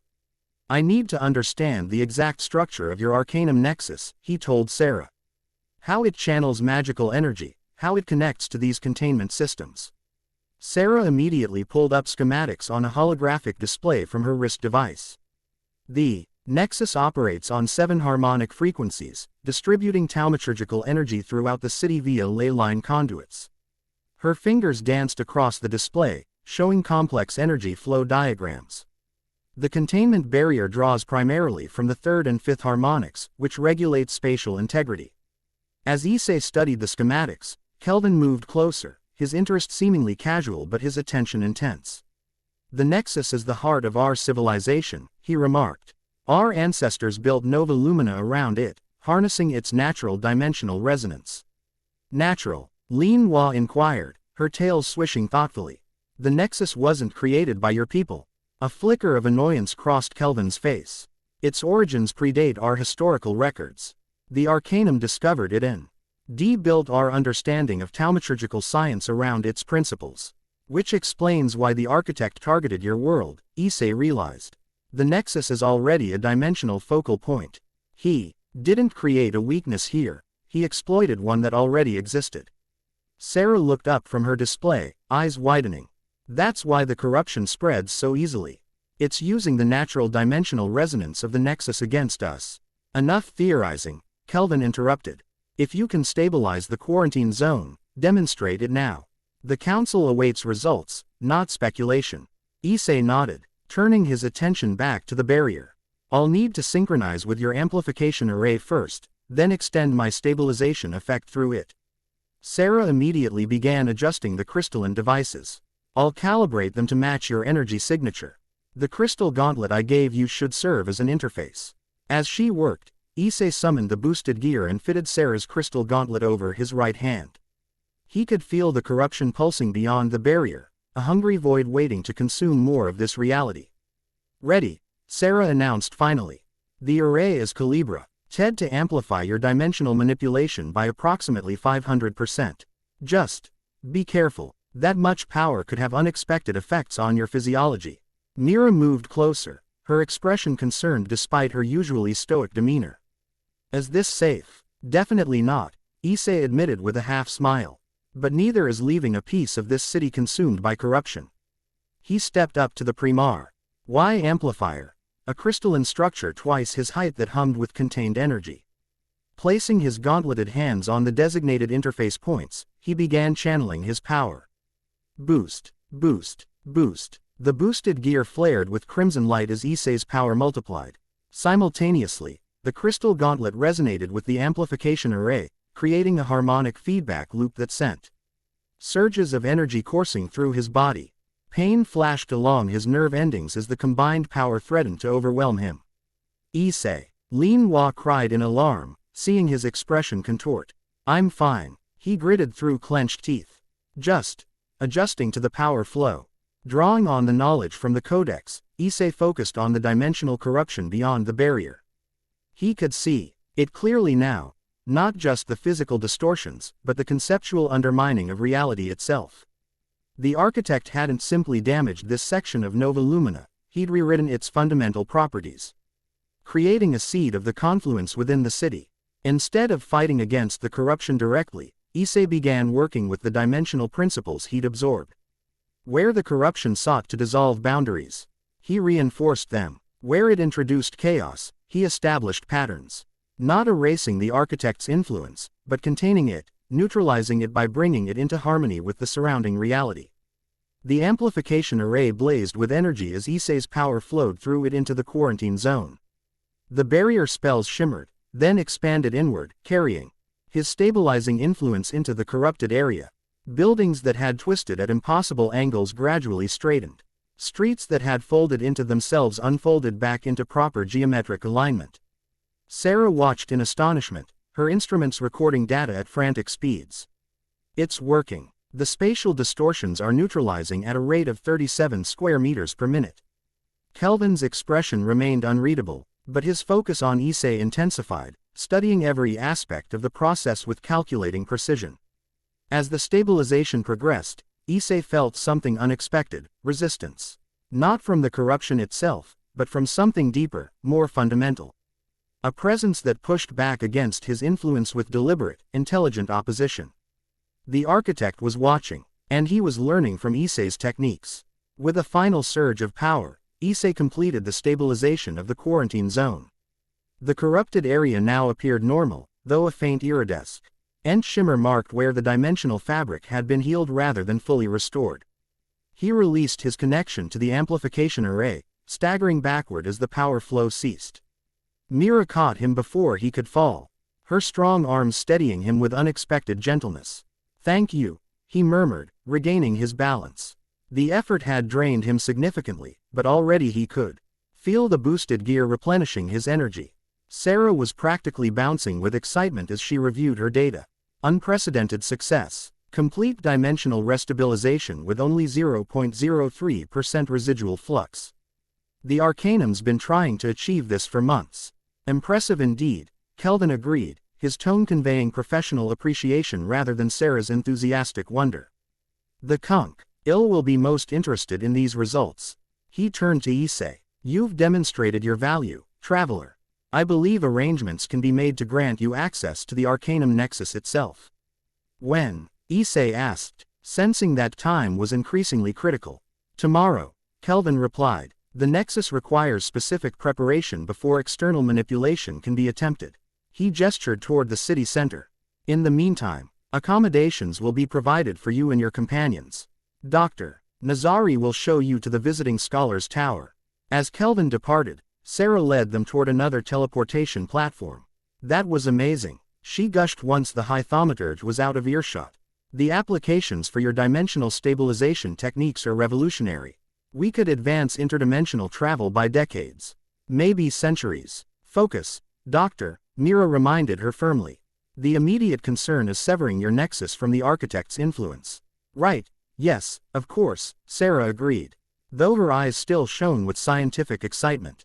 But just imagine the possibilities once that's accomplished. The dimensional principles you're demonstrating could transform our understanding of reality itself. Her enthusiasm was infectious, and Issei found himself smiling despite his lingering concerns about the architect's presence he'd felt. There was something refreshing about Sarah's pure intellectual passion, her ability to see wonder and possibility even in the midst of crisis. As they reached the teleportation platform, Lin Hua placed a restraining hand on Issei's arm. We're being watched, she murmured, her supernatural senses detecting what human perception might miss. Not just by Kelvin's people. Someone else. Issei nodded slightly, having felt the same prickling awareness. After we reach the tower, he replied quietly. We'll discuss privately. The teleportation was instantaneous, a flash of light and shift in pressure, and suddenly they stood In an elegant lobby of a tower that seemed constructed primarily of some crystalline material that shifted colors with the changing light. Sarah guided them to a suite of rooms designed for distinguished visitors. The accommodations automatically adjusting to suit their preferences as they entered. The tower responds to biorhythmic patterns, Sarah explained as furniture rearranged itself in environmental controls adjusted temperature and lighting. Just think about what would make you comfortable, and the ambient thaumaturgy does the rest. Once she had shown them the various amenities and confirmed arrangements for the following day, Sarah finally prepared to leave. At the door, however, she hesitated. I know this is probably overstepping, she said, uncharacteristic uncertainty in her voice. But everything you've shown today, everything you've explained about this architect and the dimensional crisis, it aligns with theories I've been working on for years. Theories the Arcanum dismissed as impractical. Her violet eyes met Issei's with sudden intensity. I want to help, not just here, but with your larger mission. The work you're doing across dimensions, it's exactly what I've dreamed of being part of. Before Issei could respond, she pressed a small crystal into his hand. If you need anything, anything at all, contact me directly through this, not through official Arcanum channels. She lowered her voice. Not everyone in the Arcanum shares the Council's stated goals. With that cryptic warning, she departed, leaving them alone in the suite. As soon as the door closed, Mira activated a small device from her equipment that emitted a soft humming field. Anti-surveillance, she explained briefly, should disrupt most conventional monitoring systems. Good thinking, Issei nodded. Because we need to discuss what we all felt during that stabilization process. Lin Hua's tail swished in agreement. The architect's presence. He wasn't just observing, he was countering your techniques in real time. Which means he has direct access to this world's dimensional framework, Issei concluded grimly. Probably through the Arcanum Nexus, just as we suspected. There's something else, Mira added, her typically terse speech reflecting her serious concern. Kelvin's interest in your abilities. Too focused, too evaluative, not consistent with simple appreciation of helpful intervention. Issei nodded, having noticed the same thing. He was studying my techniques as much as the architect was. The question is why. The council mentioned being approached by a dimensional harmonizer, who helped advance their research, Lin Hua recalled. What if Kelvin was the primary collaborator? He would have the most to lose if their cooperation with the architect was exposed. Or the most to gain by understanding how my abilities counter the architect's, Issei suggested. Either way, we need to be careful tomorrow. The Nexus is clearly the key to this world's dimensional stability. But accessing it might be more complicated than the council is admitting. Mira moved to the window, surveying the city with tactical assessment. Extraction plan needed. If situation deteriorates, how do we leave this reality? It was a valid concern. While Issei could create dimensional passages, doing so under duress, potentially while being actively opposed by the Arcanum, would be challenging. The Nexus key can guide us to the original breach point, he said, removing the crystalline device from his pocket. Its facets had rearranged again, one needle now pointing steadily toward what must be Sarah's laboratory. And I've stabilized enough breaches now to create emergency passages if necessary. As they discussed contingency plans, the Nexus key suddenly pulsed with unexpected energy. Its configuration shifted dramatically, the needles spinning before aligning toward a completely new heading. Another breach, Issei realized, studying the pattern. But this one's different. The dimensional signature is older, more established. Lin Hua examined the key. A stable crossing point rather than a new tear.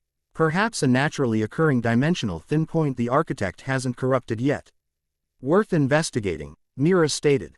Potential ally location or strategic resource.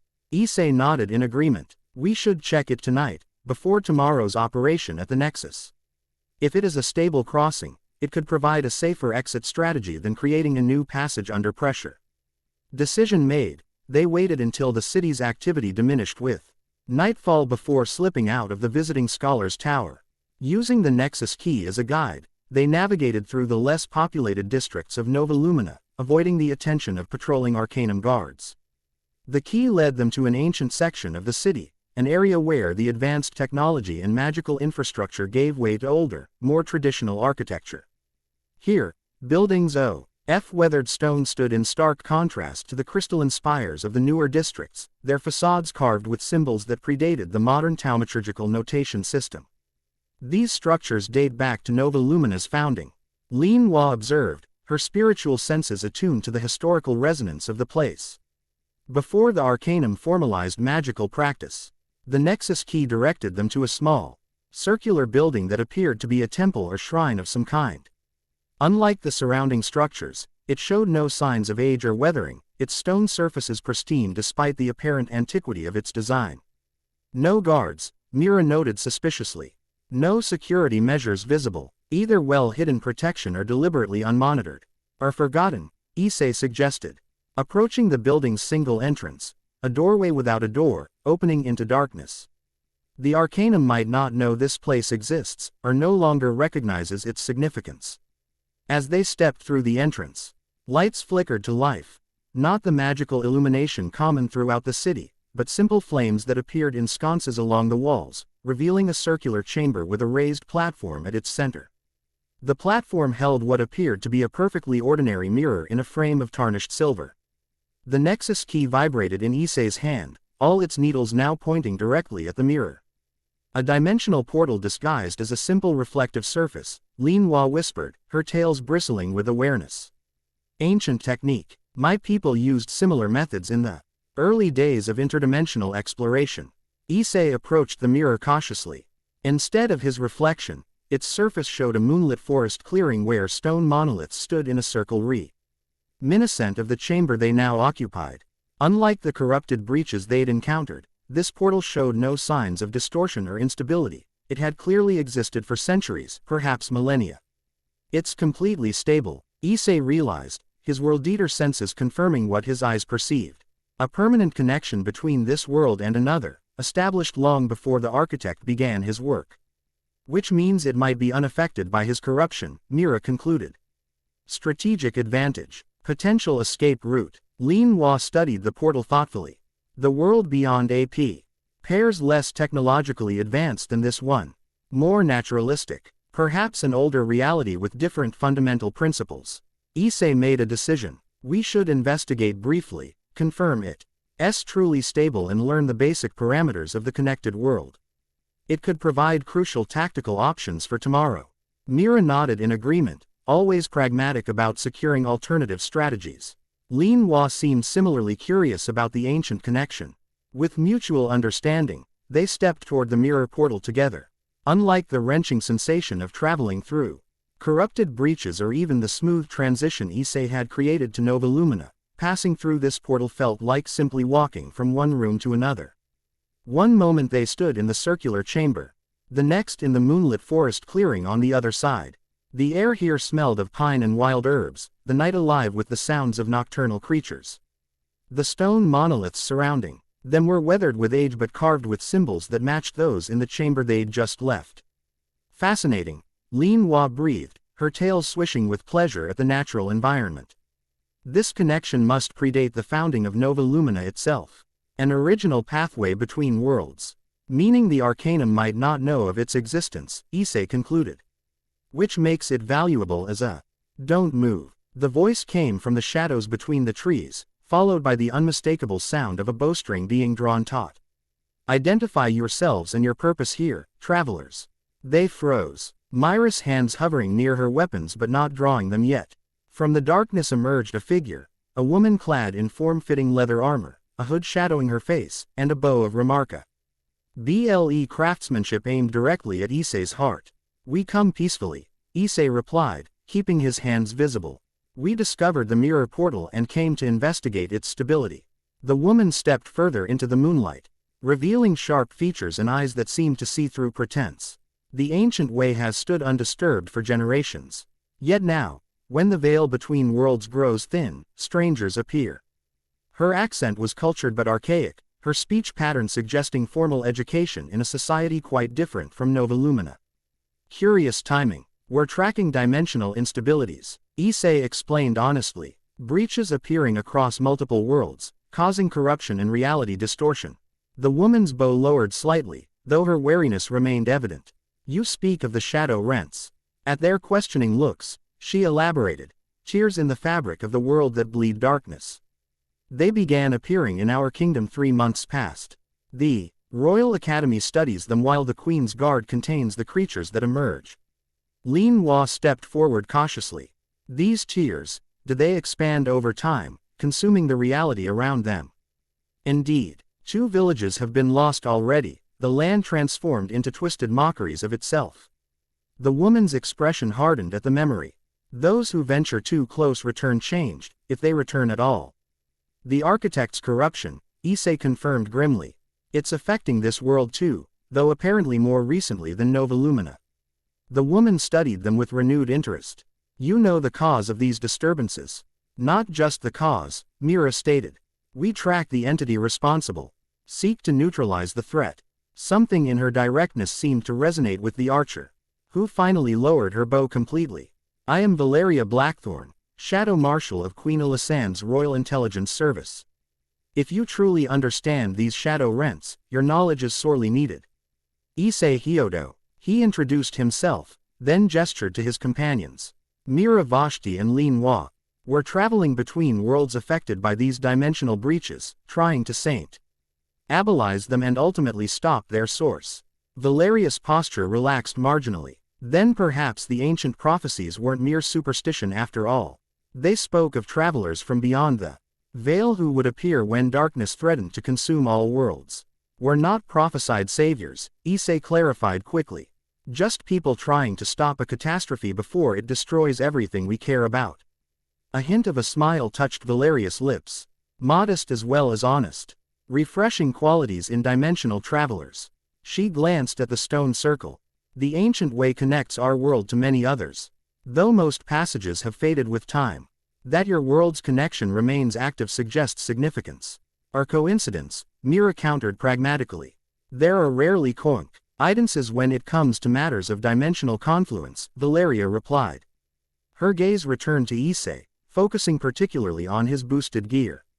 That artifact you bear, it resonates with dimensional energy. Similar to relics our arcanists have recovered near the shadow rents.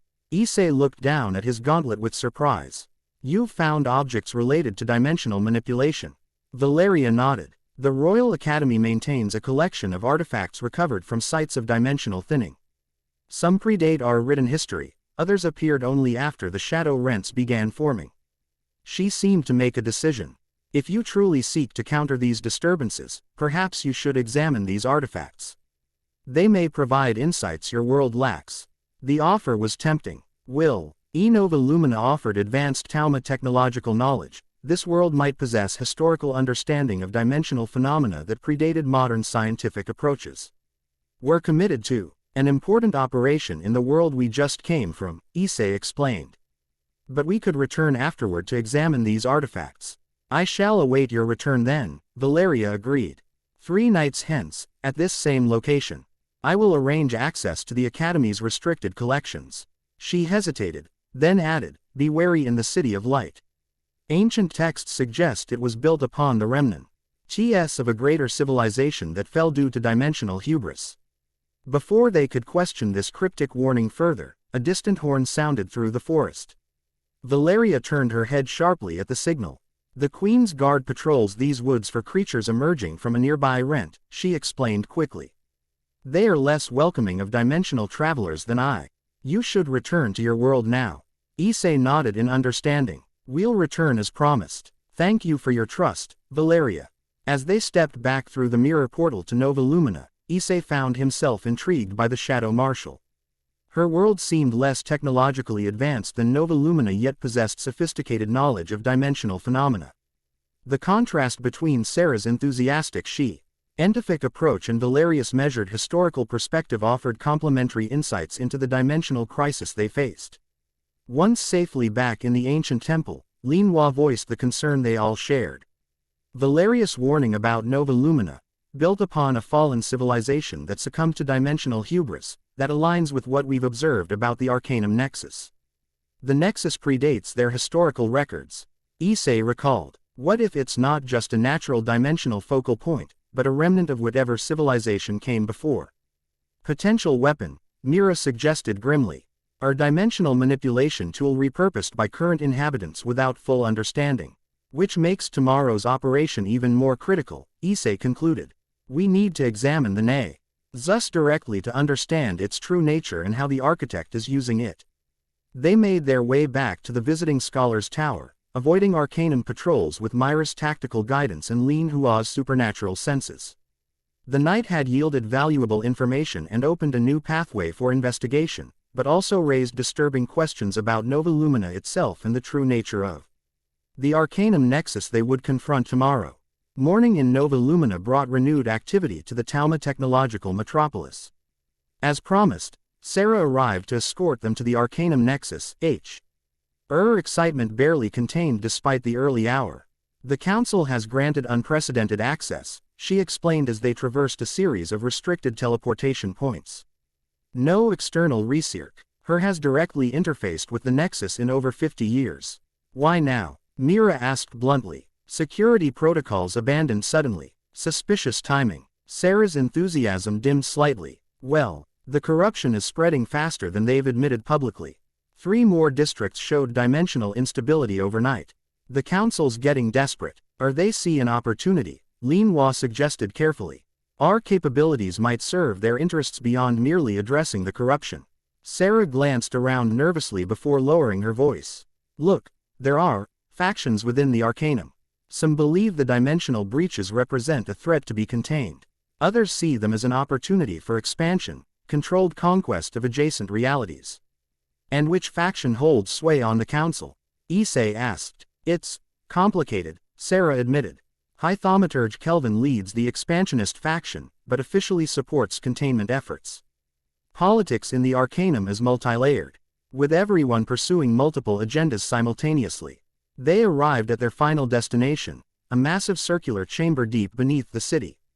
At its center stood a SWI-RLING vortex of energy contained within a framework of crystal and metal, pulsing with power that Issei could feel resonating with his boosted gear even at a distance. The Arcanum Nexus, Sarah announced with reverent awe, the dimensional heart of Nova Lumina. Around the Nexus, various technicians and mages monitored elaborate control systems, while a series of conduits extended outward like spokes from a wheel, presumably carrying energy throughout the city. High Thaumaturge Kelvin stood on an elevated platform overlooking the operation, his midnight blue robes now supplemented with Onal layers bearing complex taumaturgical symbols. Our dimensional healer arrives, he called down, gesturing for them to join him on the platform. We've prepared the Nexus for your examination as promised. As they ascended to join him, Issei studied the Nexus more carefully. Unlike the corrupted breaches he'd encountered before, the Nexus appeared to be a naturally occurring dimensional phenomenon that had been harnessed and modified. At its core, multiple realities seemed to touch, not quite overlapping, but existing in harmonious proximity. Yet there was something else, a subtle wrongness that his evolved senses detected. Thin tendrils of corruption had infiltrated the swirling energies, almost invisible against the natural dimensional flux. The architect's influence, he murmured to his companions. It's already begun. Kelvin gestured to the control systems surrounding them. These interfaces allow for precise manipulation of the Nexus's dimensional harmonics. Dr. Nazari Ha.'s calibrated them to amplify your stabilization abilities, similar to yesterday's successful operation. Sarah approached one of the control panels. I've incorporated the data from yesterday's procedure into the amplification matrix. Theoretically, we can achieve 700% efficiency with the Nexus's natural power added to the equation. And what do you hope to accomplish exactly? Came a new voice from behind them.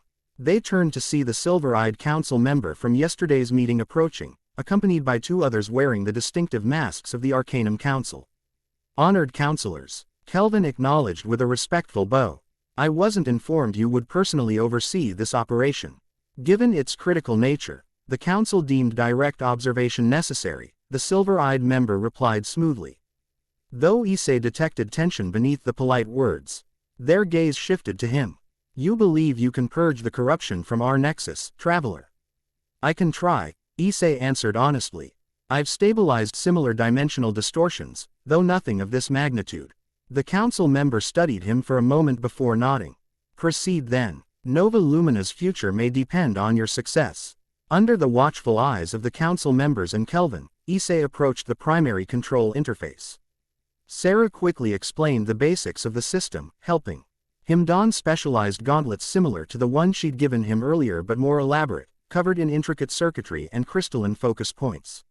These will help you interface directly with the Nexus, she explained. They're calibrated to your specific dimensional resonance based on yesterday's data. As Issei prepared to connect to the system, Linhua and Mira positioned themselves Strategi Kali around the platform, not obviously defensive, but ready to act if necessary. The tension in the chamber was palpable, with technicians and mages watching the unprecedented procedure with express reactions ranging from hope to skepticism to outright fear. "Ready when you are," Sarah told him, her voice betraying both excitement and nervousness. Issei took a deep breath, summoned the boosted gear beneath the specialized gauntlets, and placed his hands on the interface. Immediately, he felt the connection form, a flood of information and energy surging through him as the Nexus recognized his dimensional manipulation abilities. Boost, boost, boost. Power cascaded through him, amplified by both his sacred gear and the Nexus itself. His consciousness expanded outward, perceiving the dimensional structure of Nova Lumina with unprecedented clarity. He could see how the city had been built around the Nexus, drawing upon its power to create a civilization that blended technology and magic in perfect harmony. But he could also see the corruption, subtle tendrils of the architect's influence that had infiltrated the Nexus at its deepest level. Not simply attached to it, but intertwined with its very essence. The architect hadn't just connected to the Nexus, he'd made himself part of it. "This is worse than I thought," Issei said aloud, his voice distorted by the power flowing through him. "The corruption isn't superficial, it's integrated with the Nexus's core functions." "Can you remove it?" Kelvin asked, a strange intensity in his voice. Issei focused deeper, drawing on the Knoll DGE from the Codex and his experiences healing previous breaches.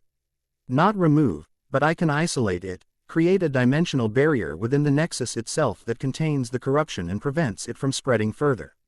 He began the delicate process, using his world eater abilities not to consume the corruption but to understand it completely, then restructure the dimensional energies around it. Layer by layer, he created a complex lattice of stabilized reality that encapsulated the architect's influence without destroying the Nexus itself. As the work progressed, Issei became aware of resistance, not just from the corruption, but from somewhere else. Someone was actively working against his efforts, subtly redirecting energy flows and introducing new instabilities as quickly as he could address existing ones. With his expanded perception, he traced the interference to its source and found himself unsurprised to discover Hythaumaturge Kelvin at a secondary control panel, his fingers moving in patterns that counteracted Issei's stabilization efforts. "He's sabotaging the procedure," Issei announced, his voice carrying throughout the chamber. "Kelvin is deliberately maintaining the corruption." The council members turned to Kelvin in shock, but the Hythaumaturge merely smiled, abandoning pretense. "Not sabotage," he corrected calmly. "Preservation. What you call corruption, I recognize as evolution. The dimensional harmonizer showed me the truth. Our reality is but one of countless possibilities, artificially separated by barriers that serve no purpose but to limit our potential." "You're working with the architect," Linhua stated, her tails bristling with alarm. "You're helping him create the confluence." "A crude term for a transcendent concept," Kelvin replied. "The harmonizer speaks of unification. All realities merged into a perfect whole, with those who assist in the process elevated to architects of the new order." His gaze fixed on Issei. "Your world-eat abilities could serve this cause far more effectively than fighting against it." The silver-eyed council member stepped forward. "Kelvin, this is treason against reality itself. The Arcanum exists to maintain dimensional stability, not undermine it. The Arcanum exists to advance knowledge and power," Kelvin countered. "What greater knowledge than understanding all possible realities? What greater power than reshaping them according to our will?" Issei maintained his connection to the Nexus, continuing his stabilization work despite Kelvin's interference. "You don't understand what you're helping create," he told the Hythaumaturge. "The architect doesn't want harmony, he wants control. Your world will be consumed like all the others." A necessary sacrifice for transcendence, Kelvin replied dismissively. He raised his hands, complex patterns of energy forming around them. I cannot allow you to undo our progress. Before he could release whatever spell he was preparing, Mira moved with blinding speed. Her severblades flashed in the chamber's light as she positioned herself between Kelvin and Issei, the enchanted weapons humming with deadly purpose. Stand down, she ordered, her voice carrying the unmistakable authority of someone accustomed to command. Final warning. Kelvin's expression hardened. Guards, he called out. Intruder alert. Dimensional hostiles attempting to sabotage the Nexus. Chaos erupted in the chamber as Arcanum guards rushed in, confusion evident as they saw council members present with no clear indication of who they should be defending against whom. Sarah immediately positioned herself at Issei's side, her hands flying across the control panel. Keep working, she urged him. I'll reroute systems to block Kelvin's access. Lin Hua's Tai, LS fanned out as she summoned her spiritual energy, creating a protective barrier around their position. How much longer do you need? She asked Issei. Minutes, he replied, deep in concentration. Quote, the stabilization matrix is nearly complete. Kelvin, seeing his direct approach thwarted, changed tactics. The travelers seek to steal the Nexus's power. He shouted to the confused guards. Their occult healing is actually a complex dimensional draining technique. Some of the guards hesitated, looking to the council members for direction, but others moved to surround Issei's group with weapons drawn. The silver-eyed counselor attempted to establish order. Stand down. As senior council member, I command. Their words were cut short as Kelvin made a sharp gesture, and a pulse of energy knocked the council members backward. The council has been compromised, he announced. As High Thaumaturge, I invoke emergency protocols and assume temporary command of the Arcanum. The situation was deteriorating rapidly. Mira engaged the nearest guards with precise, non-lethal strikes, while Lin Hua's spiritual barriers deflected energy attacks directed at their position. Sarah worked frantically at the control panel, rerouting systems to support Issei's efforts. Almost there, Issei muttered, feeling the stabilization matrix nearing completion. The corrupted elements of the Nexus were now almost entirely contained within his dimensional barriers, isolated from the rest of the system. One final adjustment and a massive surge of power interrupted his work, rippling through the Nexus with unexpected force. The control interfaces sparked with overload, and the swirling energy at the center of the chamber flared blindingly bright. He's activating it, Sarah cried in alarm. Anne's triggering a dimensional resonance cascade. The Nexus pulsed again, and reality itself seemed to shudder. Through his connection to the system, Issei felt what was happening. Kelvin was using the Nexus to create a massive dimensional breach, one that would connect directly to the Architect's confluence engine. Everyone down, Issei shouted, releasing his connection to the control interface and summoning his full power. The boosted gear flared with crimson light as he directed every ounce of his ability toward containing the imminent catastrophe. The center of the Nexus collapsed inward, forming a swirling vortex of darkness that began pulling everything toward it with inexorable force. Guards, equipment, even sections of the chamber's floor were torn free and drawn into the growing breach. Kelvin stood before the maelstrom, arms raised in triumph. The gateway opens. The harmonizer comes. Through the growing breach, Issei glimpsed a figure on the other side, a scholar in midnight robes. His features shifting and indistinct, surrounded by machinery of impossible configuration. The Void Architect himself, reaching through to claim the Nexus. In that moment of crisis, Issei made a desperate decision. Instead of continuing to fight the breach's formation, he reached out with his World Eater abilities toward a specific target, not the breach itself, but its destination. Everyone grab onto something, he commanded, unleashing his power not to consume but to connect. As his companions secured themselves against the pulling force, Issei established a direct link between his consciousness and the dimensional coordinates on the other side of the breach.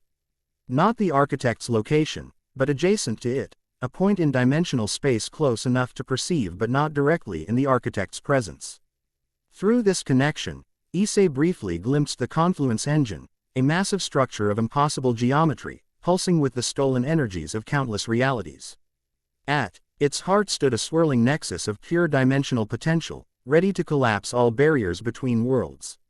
The vision lasted only seconds before the feedback nearly overwhelmed him. But in those seconds, Issei devoured a crucial piece of information, the dimensional signature of the engine itself. Knowledge that would allow him to track it directly, without relying on following breaches. With a tremendous effort, he redirected his power back to the immediate crisis. Instead of fighting the breach Kelvin had created, Issei reached into the Nexus key in his pocket, using its stored coordinates to override the breach's destination. The vortex shuddered, its swirling energies flickering between black emptiness and the familiar iridescent pattern of a stabilized passage.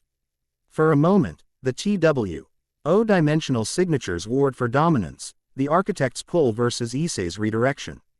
Then, with a sound like reality itself tearing, the breach reconfigured. Instead of connecting to the confluence engine, it now opened to the stone circle in Valerius' world. Now, Issei shouted. Through the portal, Lin Hua reacted instantly, leaping into the passage. Mira grabbed Sarah, who was still frantically working at a control panel, and pulled her toward the breach despite her protests. But my research, the data, Sarah cried, clutching a crystal data storage device. No time, Mira replied firmly, pushing her through the portal before following herself. Issei remained, maintaining the redirected breach with one hand while extending the other toward the fallen council members. Come with us, he called to them. This facility is losing dimensional integrity. The silver-eyed counselors shook their head. We must remain to contain the damage. Go. Kelvin, realizing his plan had been subverted, unleashed a blast of energy directly at Issei. You will not interfere with the confluence. Dodging the attack, Issei made his final move. With the last of his strength, he established a stable connection between the breach and Valerius' world, then leapt through himself. As he passed through the dimensional barrier, he felt Kelvin attempt to follow, only to be repelled by the specific harmonic frequency Issei had encoded into the passage. He landed hard on the ground of the stone circle, the breach collapsing behind him with a thunderous boom that echoed through the forest.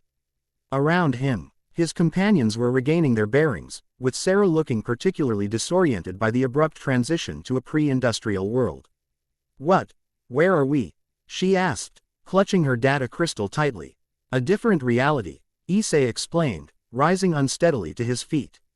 One connected to Nova Lumina through an ancient portal we discovered yesterday. You planned this escape route, Mira observed. Nodding with professional approval. Hoped I wouldn't need it, Issei admitted. But I had a feeling Kelvin might not be what he seemed. Lin Hua's tails twitched as she surveyed their surroundings. The dimensional energies here feel cleaner, less corrupted than Nova Lumina. Because this world isn't built on a dimensional nexus point, Issei explained. It's connected to one through the ancient way, but isn't centered on it like your city is, he added to Sarah. The technomage was still processing their abrupt departure. The Arcanum. Kelvin was working with this architect all along. Her expression shifted from confusion to determination. My data confirms it. The corruption patterns matched exactly what you described, not random instability but deliberate reconfiguration. Which means every world with significant dimensional research is a potential target, Issei concluded grimly. The architect isn't just creating breaches randomly, he's seeking out civilizations with dimensional knowledge and subverting their work. Their discussion was interrupted by the sound of approaching footsteps. Moments later, Valeria Blackthorn emerged from the forest, accompanied by several armored figures bearing the insignia of what must be the royal guard. You returned sooner than promised, she observed, taking in their disheveled appearance and the addition of Sarah to their group. With urgency, it seems. The city of light has fallen to shadow, Lin Hua explained poetically. Its heart corrupted by the same force creating your shadow rents. Valeria nodded, as if this confirmed something she already suspected. The ancient texts warned of such a possibility. When one terminus of the way becomes corrupted, others soon follow.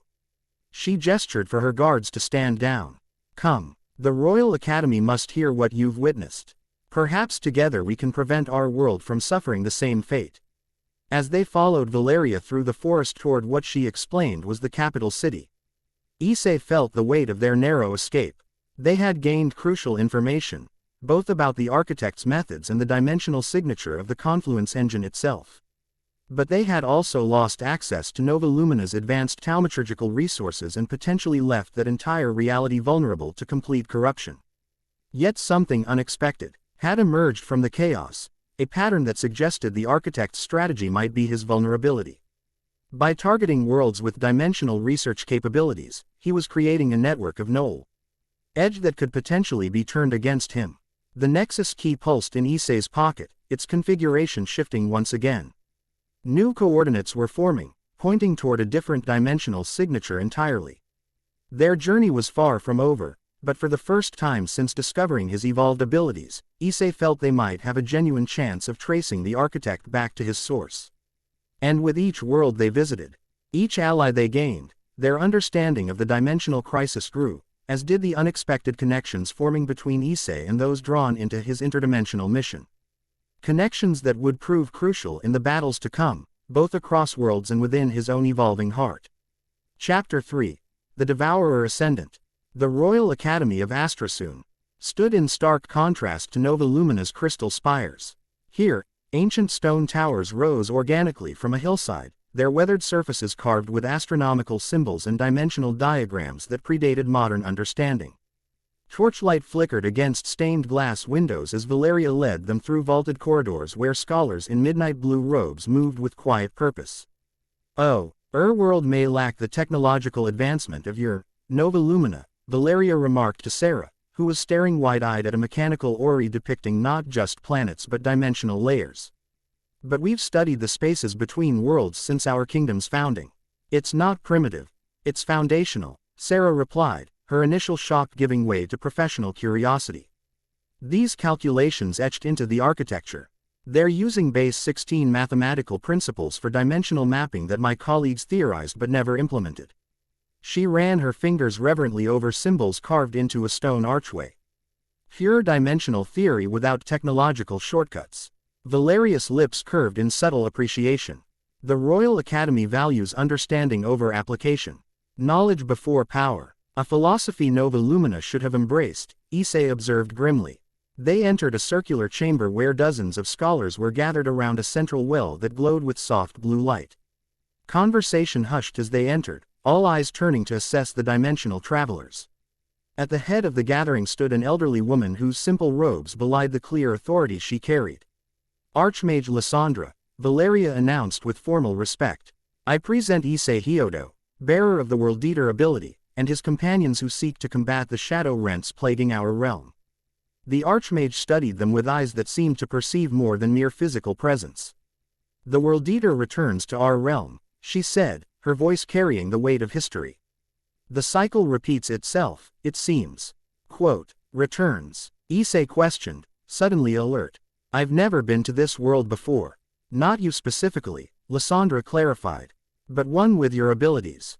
Our archives record a previous World Eater who visited Astrasoon nearly 3 centuries ago. He warned of dimensional collapse and helped establish our monitoring systems before continuing his journey." Lin Hua's tail swished with interest. Another traveler opposing the architect. "The records don't name a specific adversary," the Archmage replied. "Only that dimensional barriers were threatened and required reinforcement." She gestured toward the glowing well.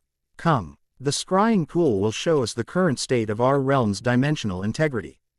As they approached, the blue light solved into an elaborate 3-dimensional map showing the kingdom and surrounding territories. Throughout the image, dark spots pulsed ominously, dozens of them, far more than they had anticipated. "Shadow rents have increased exponentially in the past week," Valeria explained, her composed demeanor unable to fully mask her concern. 37 confirmed breaches, with new ones forming daily. "The pattern is systematic," Mira observed, studying the tactical implications. "Not random manifestation. Strategic positioning around population centers, resource locations. And this," Lysandra indicated a larger darkness spreading from the northeastern corner of the map, "is consuming territory at an accelerating rate. We've evacuated 3 towns already." Issei examined the map carefully, recognizing the architect's methodology. "He's establishing a foothold in your world, just as he did in Nova Lumina. These smaller breaches are preparation for a larger convergence point."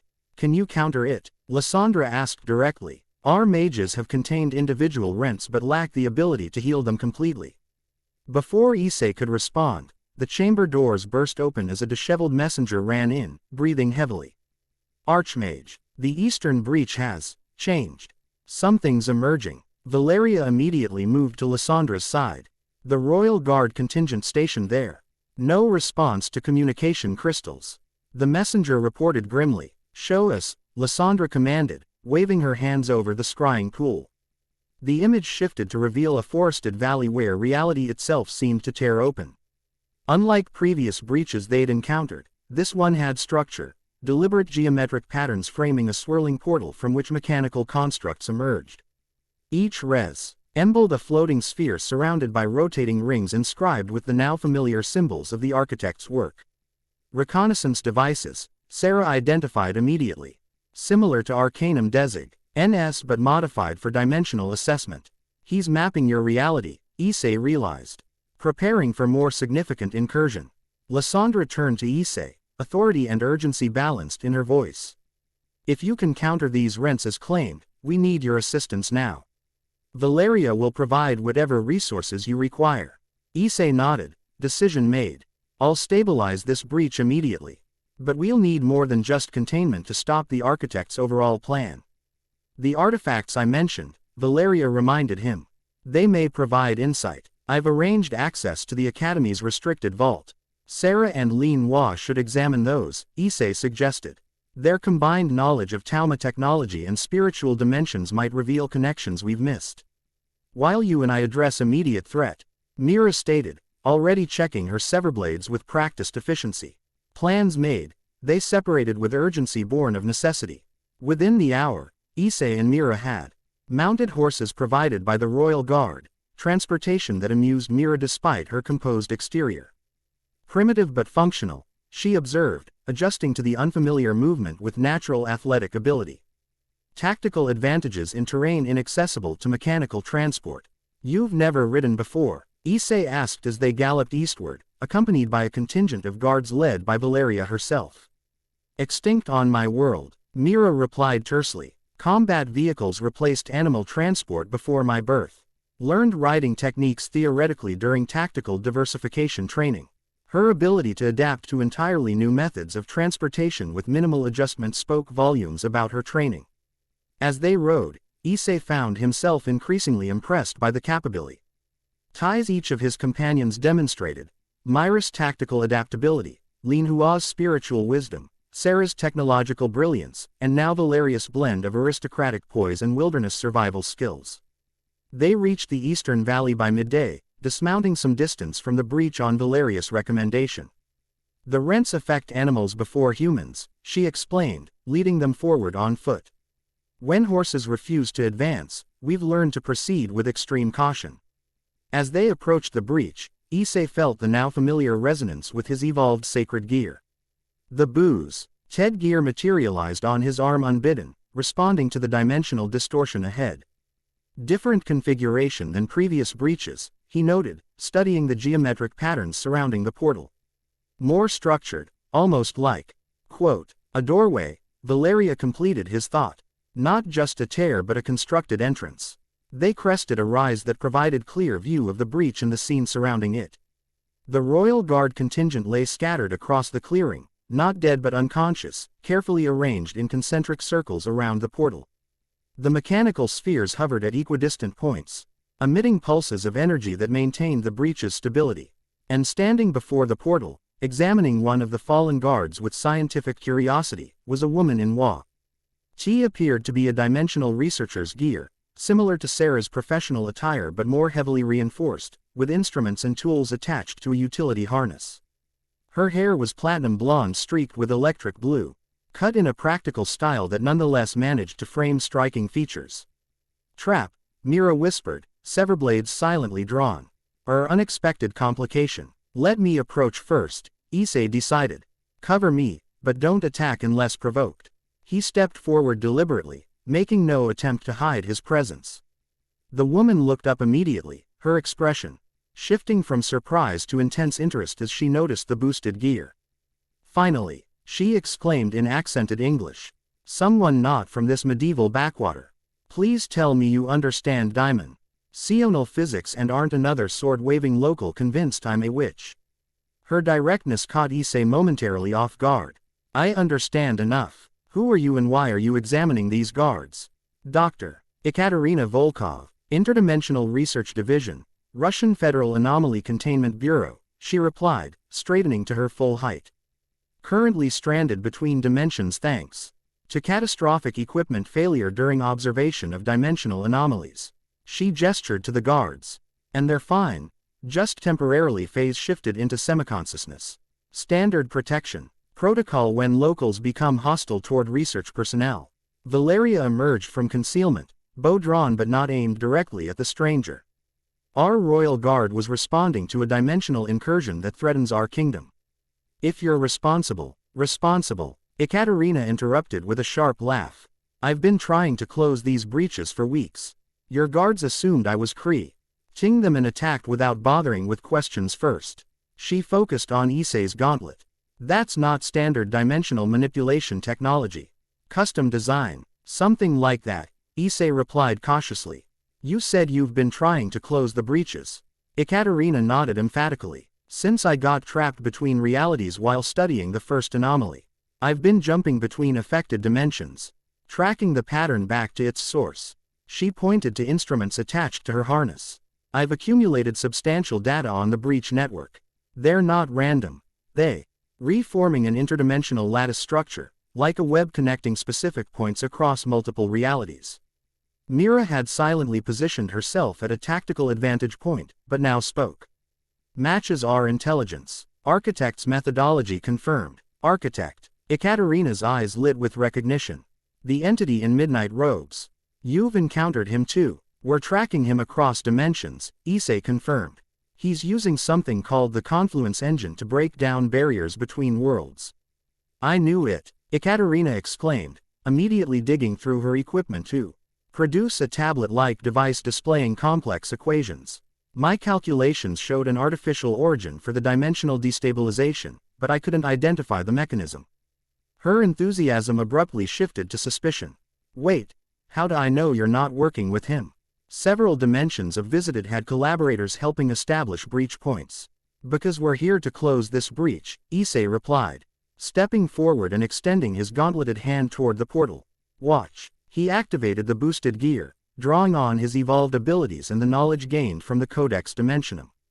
The portal responded to his presence, its swirling energies fluctuating as he established connection with its dimensional framework.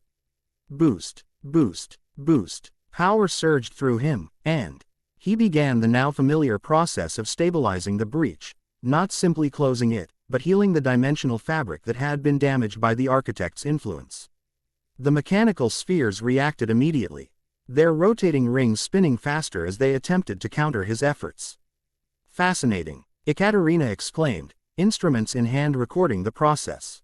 You're not just applying counter pressure. You're actually restructuring the dimensional constants at a fundamental level. She moved closer, scientific curiosity overcoming caution. How are you calculating the harmonic resonance points without computational assistance? I don't calculate, Issei explained, focusing on his work. I understand. The breach shuddered as the stabilization progressed, the geometric patterns rounding it beginning to dissolve as natural dimensional integrity reasserted itself. The mechanical spheres sparked and smoked, unable to maintain their function against Issei's power. Incredible, Ekaterina breathed. You're a world eater, aren't you? I thought you were theoretical, dimensional folklore rather than actual entities. With a final surge of effort, Issei completed the stabilization. The breach collapsed not with a destructive implosion but with a gentle folding of reality back into proper alignment. The unconscious guards began stirring immediately as whatever influence had affected them dissipated. That was significantly more elegant than my brute force attempts, Ekaterina admitted, still recording data. I've been using dimensional counterpulse technology, but it only temporarily destabilizes the breaches without addressing the underlying damage. Valeria moved to check on her recovering guards while Mira approached, having determined Ekaterina wasn't an immediate threat. Your knowledge of the breach network, Mira stated directly. Tactical value. Comprehensive mapping would provide strategic advantage. I've tracked 67 distinct breach points across 12-dimensional planes, Ekaterina confirmed, pulling up a complex holographic display from her equipment. They form a pattern that converges here. She indicated a central point where multiple lines intersected. A nexus dimension that doesn't match any standard reality profile. Issei studied the display with growing excitement. The confluence engine. You've mapped its location. Theoretically, Ekaterina qualified. I haven't been able to access it directly. The dimensional coordinates shift periodically, making targeting nearly impossible without understanding the underlying algorithm. But I have the engine's dimensional signature, Issei revealed. I glimpsed it through a breach in Nova Lumina and absorbed its unique frequency. Ekaterina's eyes widened. With your world eater abilities and my mapping data, we could potentially calculate its exact location regardless of shifting coordinates. She looked at him with newfound respect. You're actually trying to stop this architect, aren't you?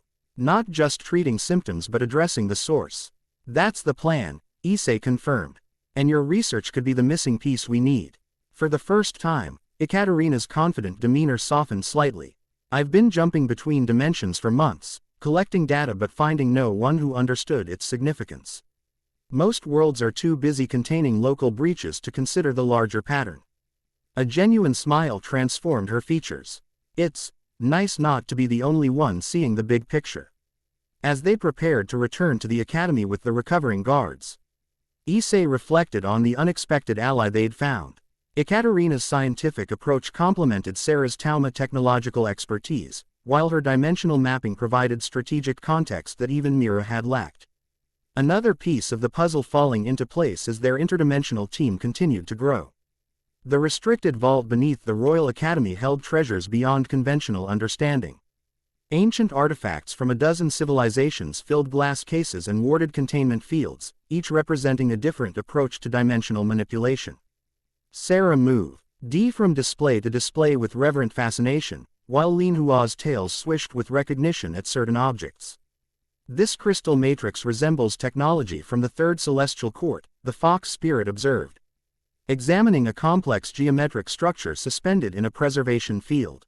But it predates our recorded history by millennia. And this calculation device, Sarah added, studying. An intricate arrangement of movable rings inscribed with symbols, uses principles we only theorized at the Arcanum 2 decades ago. Valeria had granted them unrestricted access before departing with Issei and Mira, instructing the vault's keepers to provide whatever assistance they required. Now, surrounded by dimensional artifacts spanning centuries, they searched for connections to the current crisis. Their examination was interrupted by the arrival of Issei's group, accompanied by their unexpected new ally. Introductions were quickly made, with Sarah particularly excited to meet another dimensional scientist from a technologically advanced reality. Your mapping algorithms are brilliant, she exclaimed after reviewing Ekaterina's data. The 4-dimensional vector calculation method resolves ambiguities my research team struggled with for years. And your Tauma technological interface designs could revolutionize my instrumentation, Ekaterina replied with equal enthusiasm. The crystal resonance principles would increase sensitivity by orders of magnitude. Their technical discussion continued at a pace only they could follow, while Issei consulted with Lin Hua about her findings in the vault. There's a pattern emerging, the fox spirit explained, guiding him to several artifacts arranged chronologically. These dimensional tools span thousands of years, but share core design elements. Not coincidence or parallel development, deliberate continuity. Suggesting what? Issei asked, examining the subtle similarities she indicated. A guiding intelligence, Lin Hua replied, golden eyes serious. Someone providing dimensional knowledge to multiple civilizations across vast time periods. The architect, Issei suggested. Lin Hua's tails flickered with uncertainty. Perhaps, or something older. She led him to a particular display containing what appeared to be a journal bound in material that shifted between solid and translucent. The Academy scholars translated portions of this text. It speaks of the wanderer between worlds who taught dimensional principles to ancient societies. The implications were troubling. If the architect had been manipulating dimensional research for centuries rather than merely months, his plan might be far more elaborate than they had assumed. Their discussion was interrupted as Archmage Lysandra entered the vault, accompanied by Valeria and Mira. who had left earlier to brief the Academy leadership. Your companion has shared your discoveries about the dimensional breaches, Lysandra addressed Issei. And your intent, Qian, to confront this architect at the source of the corruption. It's our best chance to stop the degradation across all affected realities, Issei confirmed. Lysandra nodded gravely. Then you should see this. She gestured to vault keepers, who brought forward a sealed container untouched during their earlier examination. Our most closely guarded artifact, preserved since the Academy's founding. The container opened to reveal a crystalline sphere that seemed to contain a miniature galaxy, stars and cosmic dust swirling in perpetual motion. At its center pulsed a singularity of absolute darkness. The astral nexus, Lysandra explained, said to be a fragment of the original separation that divided one reality into many. Lin Hua's tails bristled with recognition. A creation remnant, she whispered with awe. My people speak of such objects in our oldest legends. Pieces of the primordial reality before dimensional division occurred. According to our histories, Lysandra continued, the Nexus was entrusted to our founders by a dimensional traveler who warned it must never be reunited with its counterparts. If all such fragments were brought together, the divisions between realities would collapse. Sarah and Ekaterina had abandoned their technical discussion to examine the artifact, both recognizing its significance immediately. It's a dimensional cornerstone, Sarah breathed. A fundamental anchor point for reality separation. The harmonic frequency is incredible, Ekaterina added, instruments recording readings. It's generating a stabilization field that NDS throughout this entire dimensional plane. Issei studied the artifact with his evolved senses, feeling the boosted gear resonate with its energy. The architect would need this for the confluence to succeed, he realized. Not just breaking barriers between worlds, but unmaking the original separation itself. Which explains the concentrated efforts to breach this reality, Mira concluded. Strategic objective identified, artifact acquisition, not territorial conquest. Lysandra's expression confirmed their assessment.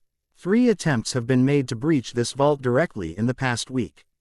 Only the Academy's ancient wards have prevented success. Then we have leverage, Issei decided.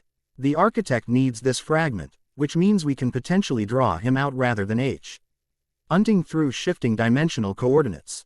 You suggest using our realm's most precious artifact as bait?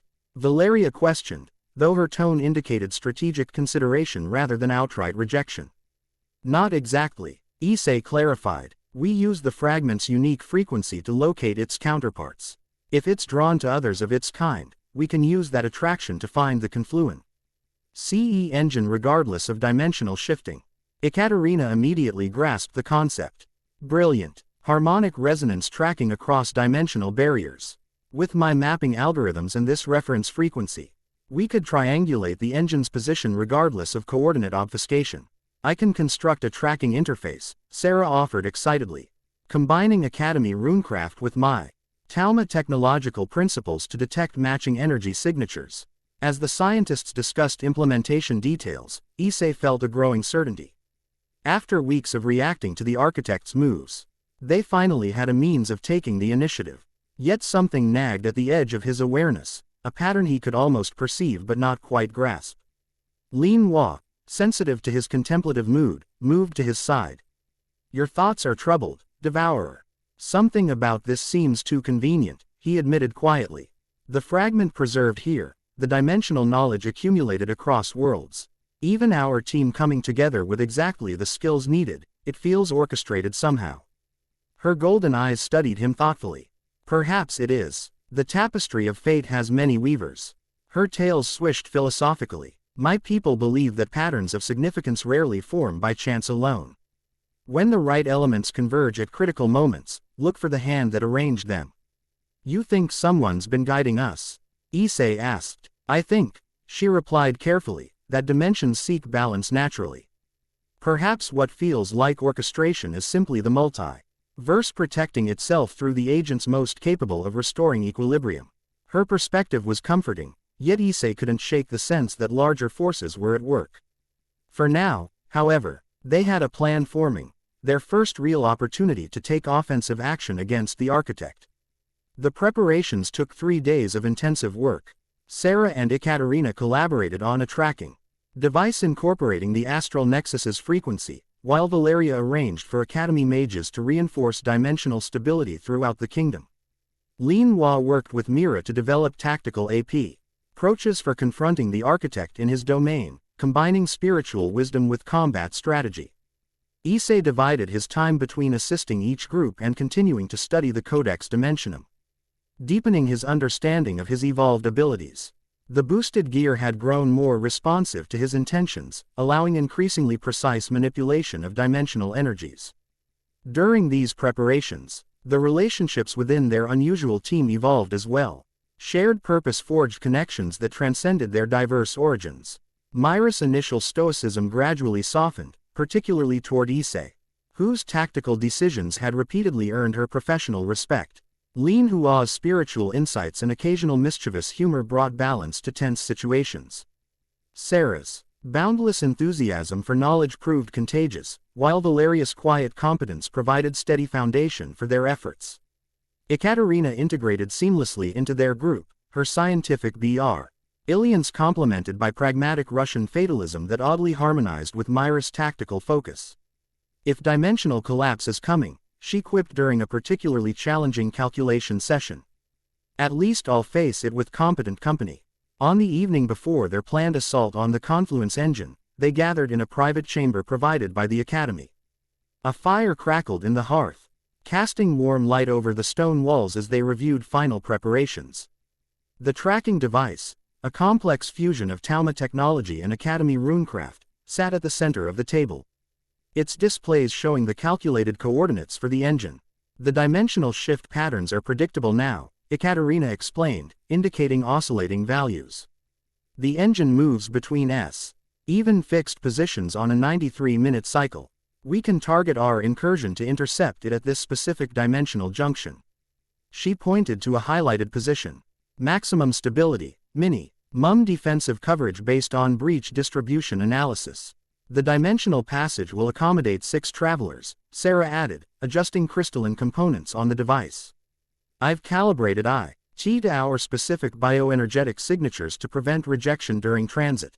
Once inside, Mira continued, displaying tactical projections. Primary objective is engine core location and neutralization.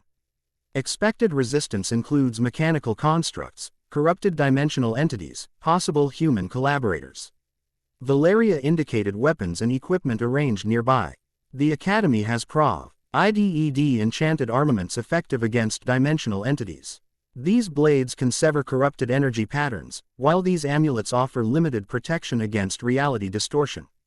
And I've prepared spiritual wards, Lin Hua added, delicate patterns painted on paper talismans. They won't stop direct attacks but will stabilize your personal dimensional alignment, preventing assimilation by corrupted spaces. The thoroughness of their preparation reflected weeks of accumulated knowledge and the combined expertise of 6 individuals from vastly different realities. Yet beneath the technical discussion lay unspoken emotional currents. This mission carried no guarantee of return, a fact acknowledged in subtle glances and lingering touches as equipment changed hands. As the meeting concluded and they prepared to rest before tomorrow's mission, Issei found himself on a balcony overlooking the Academy grounds. Stars shimmered overhead, constellations unfamiliar yet beautiful in this world so different from his own. He sensed rather than heard someone join him, turning to find Mira leaning against the stone balustrade. For once, her severblades remained sheathed rather than within immediate reach. Can't sleep? He asked. Pre-mission protocol, she replied, though her typically terse speech pattern had softened. Mental preparation. Scenario review. She paused, then added omething uncharacteristic, and appreciation of momentary peace. It's been a while since any of us had that, Issei agreed. Silence stretched between them, not uncomfortable but weighted with unspoken thoughts. Finally, Mira spoke again, her voice quieter than he'd ever heard it. My world, before dimensional breaches, was already at war. Civilization against the hive. Endless conflict, no personal connections permitted. Tactical necessity. She looked at the stars rather than at him. This mission, these weeks, first time experiencing purpose beyond combat. First time belonging to something, chosen rather than assigned.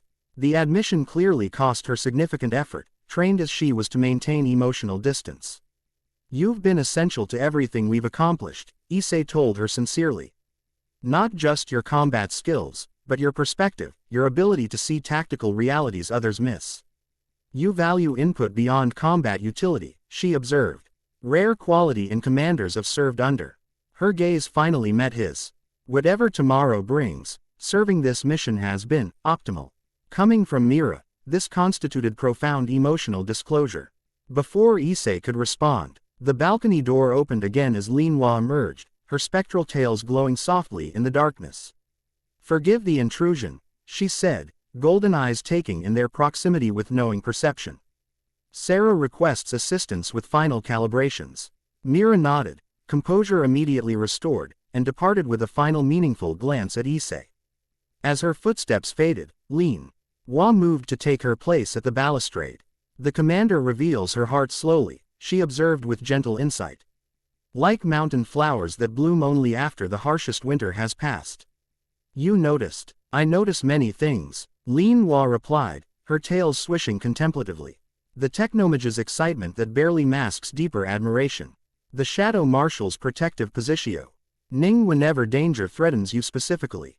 The dimensional scientist's fascination with both your abilities and your adaptability. Her golden eyes held ancient wisdom.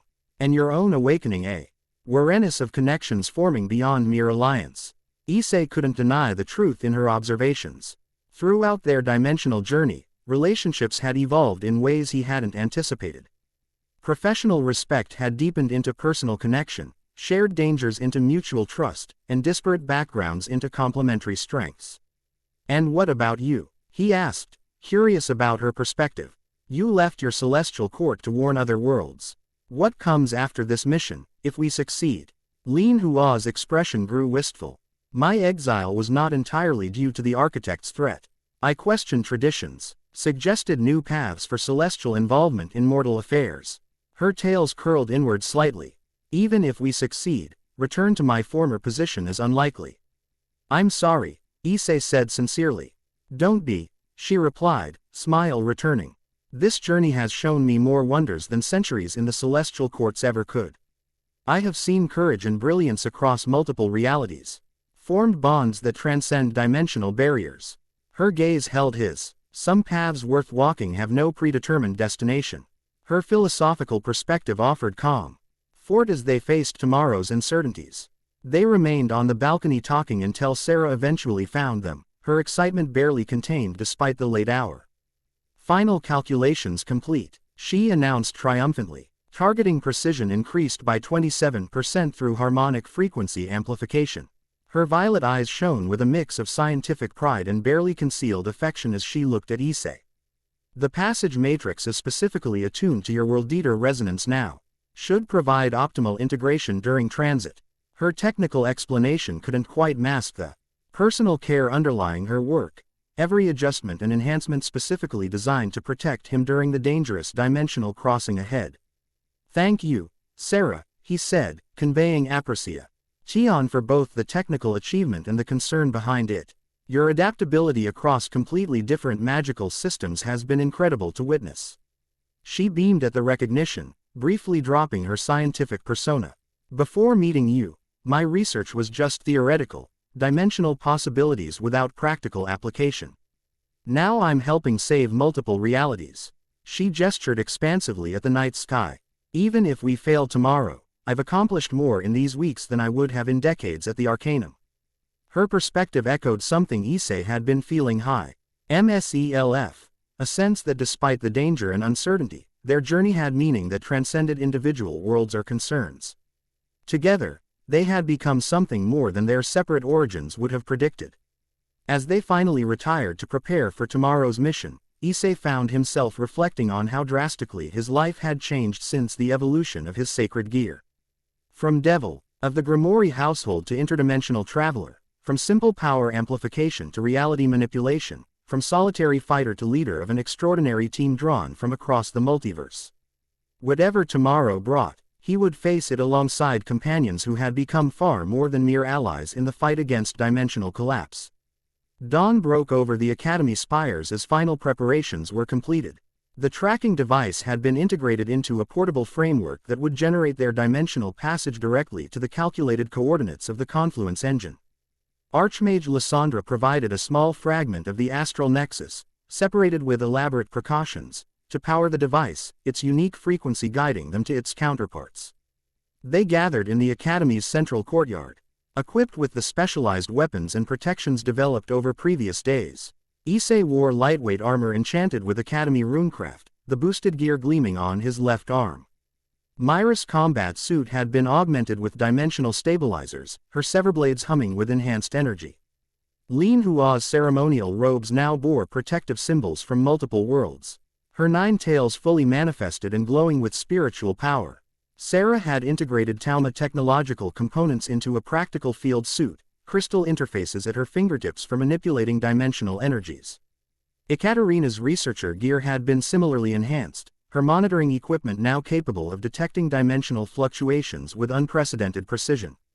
Valeria completed their group, her shadow martial attire complemented by enchanted weapons from the Academy's armory. The passage will establish direct connection to the engine's dimensional pocket, Sarah explained, making final adjustments to the device. Based on Issei's absorbed signature and the Nexus fragment's resonance, we should emerge within the outer defensive perimeter. Maintain formation upon arrival, Mira instructed. Unknown environment requires immediate tactical assessment. Priority targets. Control systems, power sources, structural vulnerabilities. Ekaterina checked her instruments one final time. I've programmed emergency return coordinates into each of our personal devices. If we're separated or primary extraction fails, these will attempt to return you to this location. Archmage Lysandra approached as they completed preparations, her expression solemn. What you attempt today affects not just our world but countless others. The Academy has maintained the dimensional balance for generations, but never faced threat of this magnitude. She presented Issei with a small crystalline star, its facets shifting with inner light. This astral key has been passed down since our founding, to be used only in gravest necessity. It's said to reveal the true nature of dimensional constructs, seeing past illusion to underlying reality. Issei accepted the gift with appropriate reverence. Thank you, Archmage. We'll use every advantage available. With final farewells exchanged, they positioned themselves around the tracking device. Sarah activated the primary sequence, crystalline components aligning as they established resonance with the Nexus fragment. Energy built rapidly, forming a swirling portal similar to those Issei created but with greater structural precision. Dimensional coordinates locked, Ekaterina confirmed, monitoring the fluctuating readings. Passage stability at 94% and holding. Issei stepped forward first, the boosted gear resonating with the portal's energy. Remember, we don't know exactly what we'll find on the other side. Stay together, stay focused on the primary objective.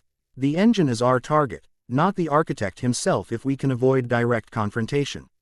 With nods of confirmation from his companions, he stepped into the swirling energies. The transit felt different from previous dimensional crossings, more precise yet somehow heavier. As if they moved through denser reality fabric. Colors beyond conventional spectrum flashed around them as they traversed the space between dimensions, guided by the unique frequency of the Nexus fragment. The passage ended abruptly as they emerged onto a platform suspended in impossible space. Around them stretched a vast dimensional pocket that defied conventional physics, street. Ruptures built from materials that shifted between solid and energy, pathways that curved through extra-dimensional angles, and at the center, a massive construct of intricate geometric precision that could only be the confluence engine itself. The engine resembled a spherical web of interconnected crystalline components, each pulsing with energy drawn from different realities. At its core glowed a singularity similar to the astral nexus but corrupted, its natural balance twisted toward entropy rather than stability. Surrounding the central structure, dozens of smaller breaches opened to various dimensions, siphoning energy and matter into the engine's systems. Magnificent design, Sarah whispered, scientific appreciation momentarily overriding caution. Dimensional energy conversion on a scale I never imagined possible. And horrifying application, Ekaterina added grimly, instruments recording readings. Each connected reality is being systematically drained of its fundamental constants. Issei studied the engine with his evolved senses, the boosted gear providing insight into its operation. The central core contains fragments similar to the astral nexus, creation remnants forced into unnatural configuration. That's what's powering the dimensional collapse. Their analysis was interrupted as alarm systems activated throughout the complex. Mechanical constructs similar to those they'd encountered in Valerius' world detached from docking stations and moved toward their position, weapons charging with dimensional energy. Perimeter defenses engaged, Mira stated calmly, severblades drawn. Formation Delta. Protect the specialists. They moved with practiced coordination, positioning themselves to defend against the approaching threat. Mira took point, her blades slisten. G threw the first wave of constructs with precision born of extensive combat experience. Lin Hua created spiritual barriers that deflected energy attacks, while Valerius enchanted weapons disrupt. D mechanical systems with pinpoint accuracy. Issei focused on clearing their path toward the engine, using his World Eater abilities to absorb and neutralize dimensional energies directed against them.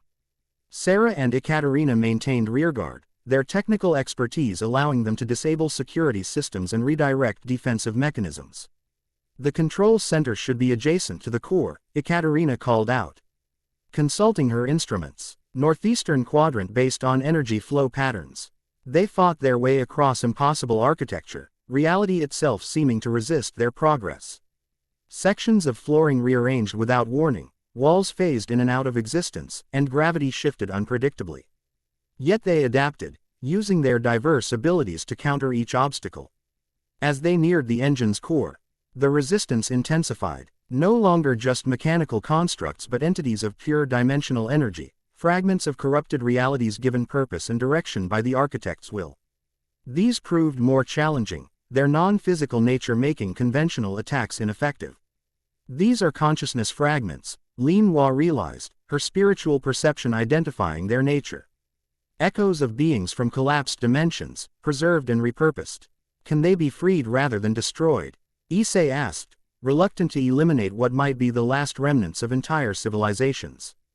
Potentially, the Fox spirit replied. Their core patterns remain intact beneath corruption. Issei made a split-second decision, drawing on the healing techniques he'd developed for breaches. Instead of fighting the energy entities directly, he focused on stabilizing their dimensional patterns, not destroying but restoring natural balance. The boosted gear responded instantly, channeling his intention into precise application of power. Boost, boost, boost. The energy constructs shuddered as his power washed over them, corruption receding as their original patterns reasserted themselves. Rather than dissipating, they realigned into their natural configurations, still energy-based but no longer hostile, some even assuming vaguely humanoid forms that regarded their liberators with what might have been gratitude before fading from perception. You freed them, Sarah whispered, awed by the transformation. Not just neutralized but restored their original nature. The architect preserves through control, Valeria observed perceptively. You preserve through liberation. Fundamentally opposed philosophies. They pressed forward with renewed purpose. Now accompanied by occasional assistance from freed entities who disrupted systems or revealed hidden passages before departing for whatever dimensional refuge they could find. Finally, they reach the central control chamber, a circular room surrounding the engine's core, where complex interfaces monitored and directed its operation. At the chamber's center stood a figure in midnight robes, His back to them as he manipulated crystalline controls with practiced precision. Right on schedule, the figure remarked without turning. I was beginning to worry you'd been delayed in transit. He faced them finally, revealing features that shifted subtly, never settling on a single appearance but maintaining a scholarly demeanor that projected both intelligence and absolute conviction. The Void Architect, architect of dimensional collapse. You've led us on quite the journey, he continued conversationally. Though I suppose I should thank you for testing my dimensional integration protocols so thoroughly. Each breach you stabilized provided valuable data for refinement. You wanted us to follow you, Issei realized, pieces suddenly falling into place. The breaches, the corruption, the why were as much about gathering information as advancing your plan. Naturally, the architect confirmed with academic pleasure. A project of this magnitude requires extensive testing. Your world-eat. Our abilities provided perfect counterpoint to my methods, a controlled opposition to identify weaknesses in the system. You're destroying entire realities, Sarah objected, horrified by his casual attitude. Billions of lives, countless civilizations, all erased for your experiment. Not destroyed, the architect corrected pedantically. Harmonized, unified into superior configuration. The current multiverse is inefficient, endless repetition of similar patterns with minimal variation. The confluence will preserve essential elements while eliminating redundancy. Who gave you right to determine what's redundant? Mira demanded. Severblades ready but not yet striking. Understanding gives right, he replied simply. I alone comprehend the pattern in its entirety. I alone can see the perfect state awaiting beyond arbitrary dimensional divisions. As he spoke, Issei studied the engine's core with his evolved senses. The creation remnants pulsed with energy that resonated painfully with his boosted gear, fundamental aspects of reality forced into configuration that violated their natural state.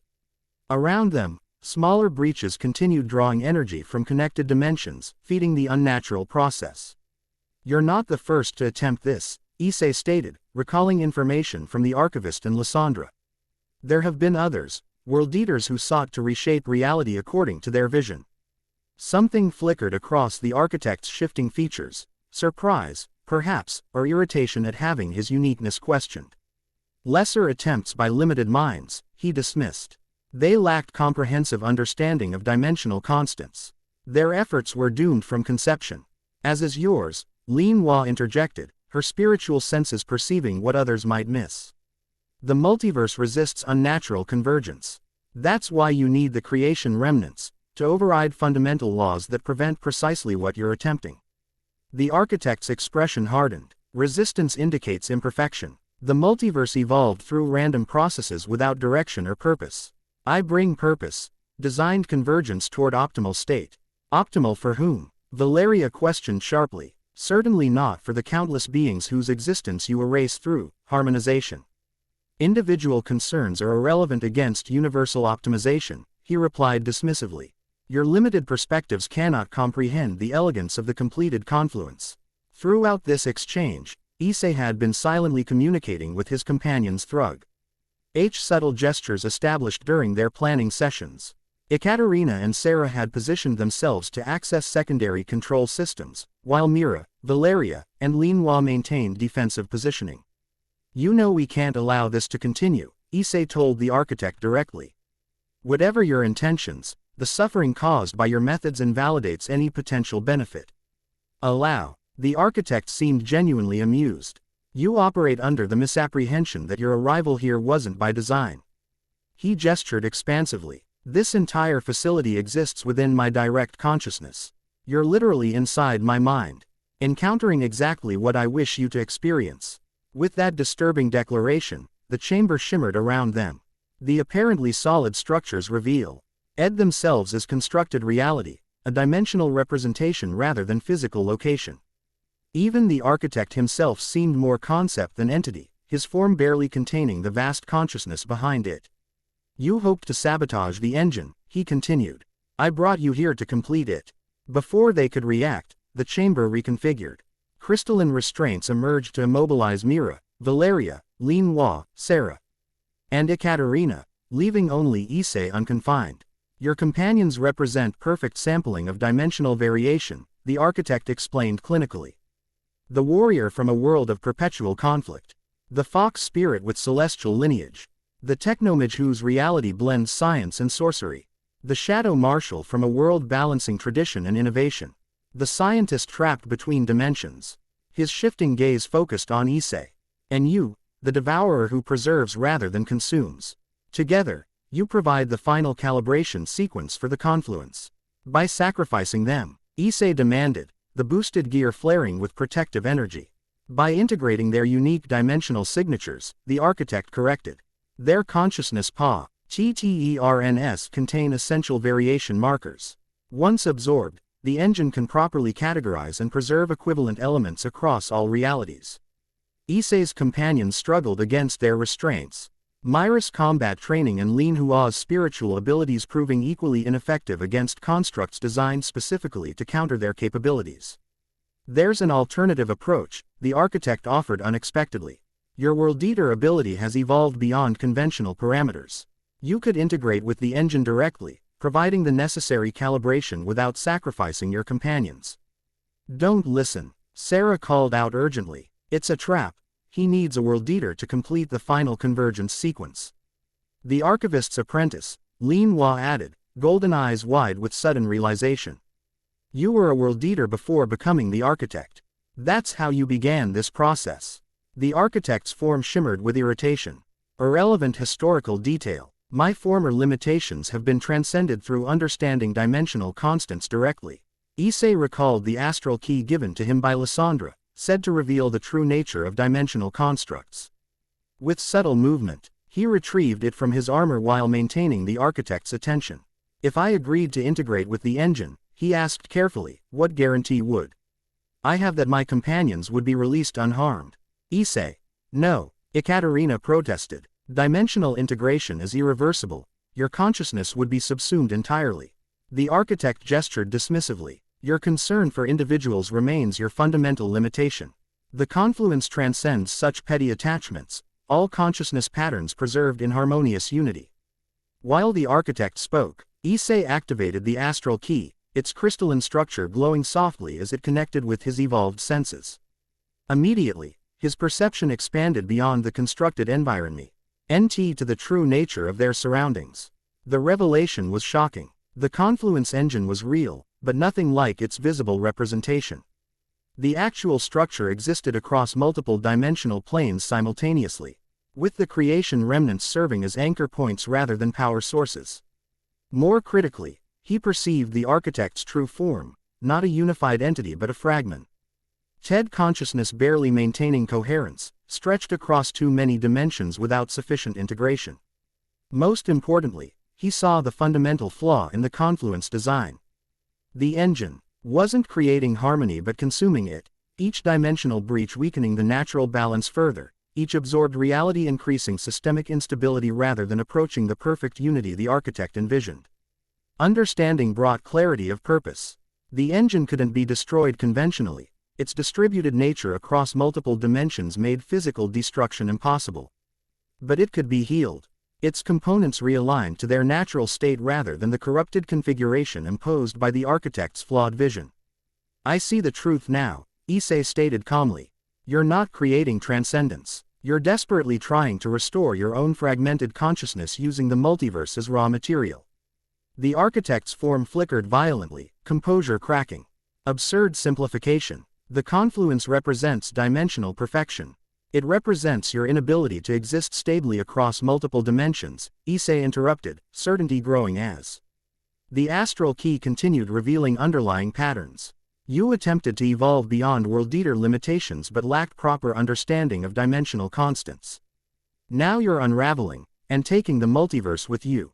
Enough, the Architect roared, his scholarly facade dissolving into chaotic energy. The confluence proceeds regardless of your cooperation. The engine's core pulsed with intensified power as the Architect directed all energy toward final activation. Creation remnants vibrated with unnatural frequencies as they were forced toward convergence, dimensional breaches ending to draw more power from connected realities. Issei made his decision instantly, activating the boosted gear's maximum potential. Boost, boost, boost, boost, boost, boost. Power surged through him at unprecedented levels.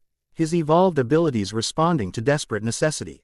Rather than attacking the Architect or attempting to destroy the engine directly, he focused on the creation remnants themselves, the fundamental components that predated dimensional separation. I understand you now, he whispered to the ancient fragments. Not tools for destruction or unification, but keystones of natural balance. His World Eater abilities engaged differently than ever before. Instead of devouring or even healing, he connected, establishing resonance with the creation remnant's original purpose and nature. Through this connection, he conveyed understanding rather than imposed will, reminding the primordial components of their intended function. The reaction was immediate and dramatic. Creation remnants pulsed with restored harmony, rejecting the unnatural configuration imposed by the Architect. The engine's corrupted core began realigning, dimensional energies flowing toward natural balance rather than forced convergence. What are you doing? The Architect cried, his form fluctuating wildly as he lost control of the process. You'll destabilize everything. I'm reminding reality of its proper nature, Issei replied, maintaining focus despite the chaotic energies surrounding them. Not my vision or yours, its own inherent pattern. The crystalline restraints holding his compa. Nions dissolved as the architect's control weakened.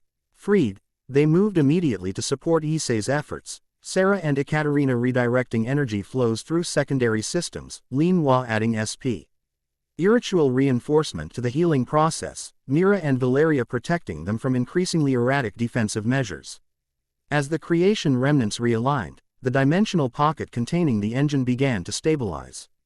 Breaches to other realities closed naturally rather than through forced intervention, dimensional barriers restoring themselves as natural balance reasserted. The corrupted singularity at the engine's core transformed, darkness giving way to harmonious light that pulsed with healthy dimensional resonance. Throughout this transformation, the architect's form deteriorated further, not destroyed by external force but revealing its already fragmentary nature. What had appeared as a unified entity revealed itself as countless consciousness shards desperately maintained through artificial means. You don't understand what you're doing, the fragmented being pleaded, scholarly certainty replaced by genuine fear.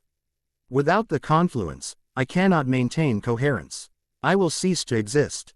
Issei perceived the truth behind this statement.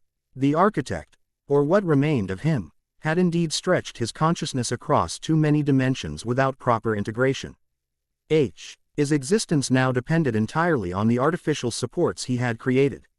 There's another way, Issei offered, genuine compassion rising despite everything this being had done. Not convergence of all realities, but proper integration of your fragmented self. I can help stabilize your consciousness within natural dimensional parameters. Impossible, the architect protested, though hope flickered through his disintegrating form. My consciousness expanded beyond single-dimensional limitations centuries ago. Not single-dimensional, Issei clarified. Properly integrated across multiple dimensions. In harmony with natural barriers rather than attempting to destroy them. As the engine continued its transformation from corruption to restoration, Issei extended his stabilizing influx toward the architect's fragmentary consciousness. Not to destroy or consume, but to heal, to bring proper alignment to a being who had lost connection with natural dimensional balance. The process was delicate and complex, requiring everything Issei had learned about dimensional healing since his abilities evolved.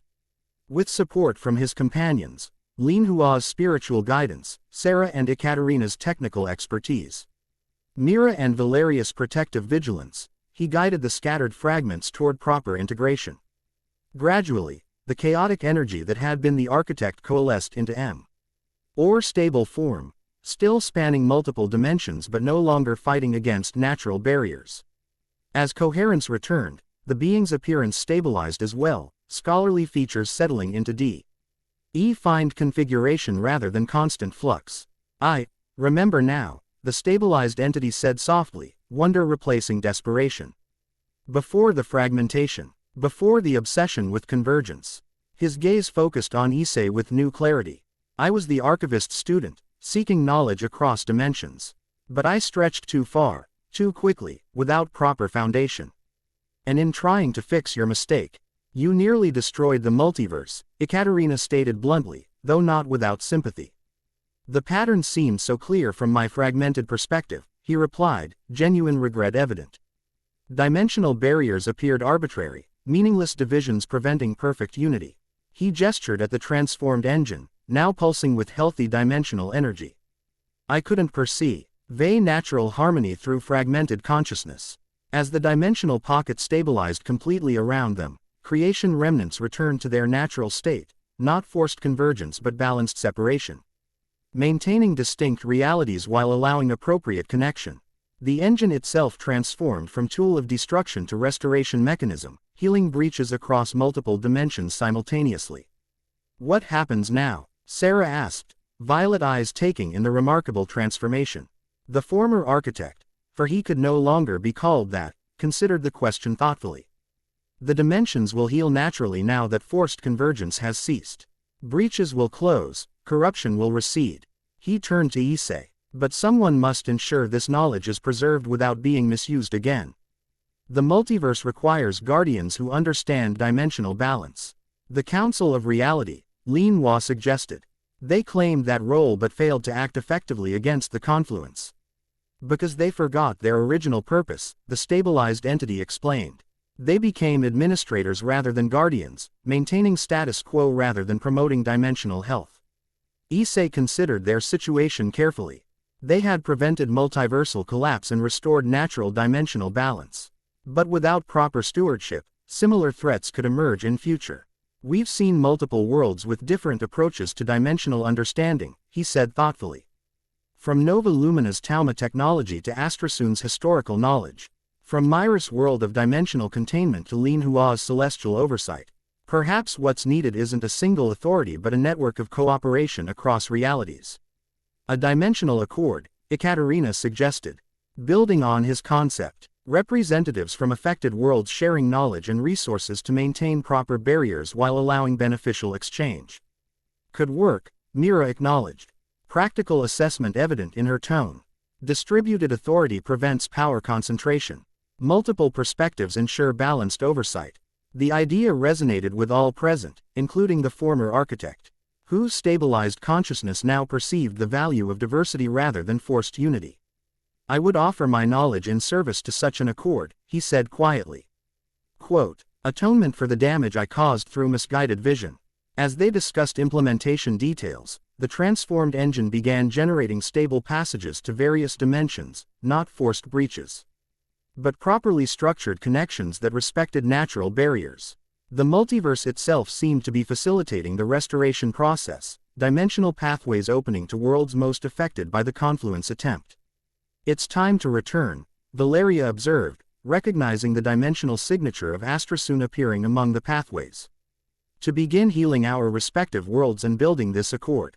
The realization that their journey together might be ending brought unexpected emotion to the group. What had begun as crisis response had become profound connection transcending their diverse origins. Each had grown through their shared experiences, developing bonds that dimensional separation would challenge but not sever. This isn't goodbye, Issei assured them, sensing their unspoken concerns. The dimensional accord will require regular communication between worlds. And my abilities allow passage between realities without artificial means. You'll visit my laboratory first, Sarah insisted. Violet eyes bright with unshed tears and scientific determination. I have at least 17 experiments designed specifically around your dimensional manipulation capabilities. AF. Chair tactical debriefing with my superiors, Mira countered, her typically stern expression softened by what might have been the ghost of a smile. Comprehensive mission analysis required for optimal future operations. The Celestial Court should witness your abilities directly, Lin Hua added, tails swishing with mischievous planning. Perhaps my exile might be reconsidered with appropriate dimensional ambassador present.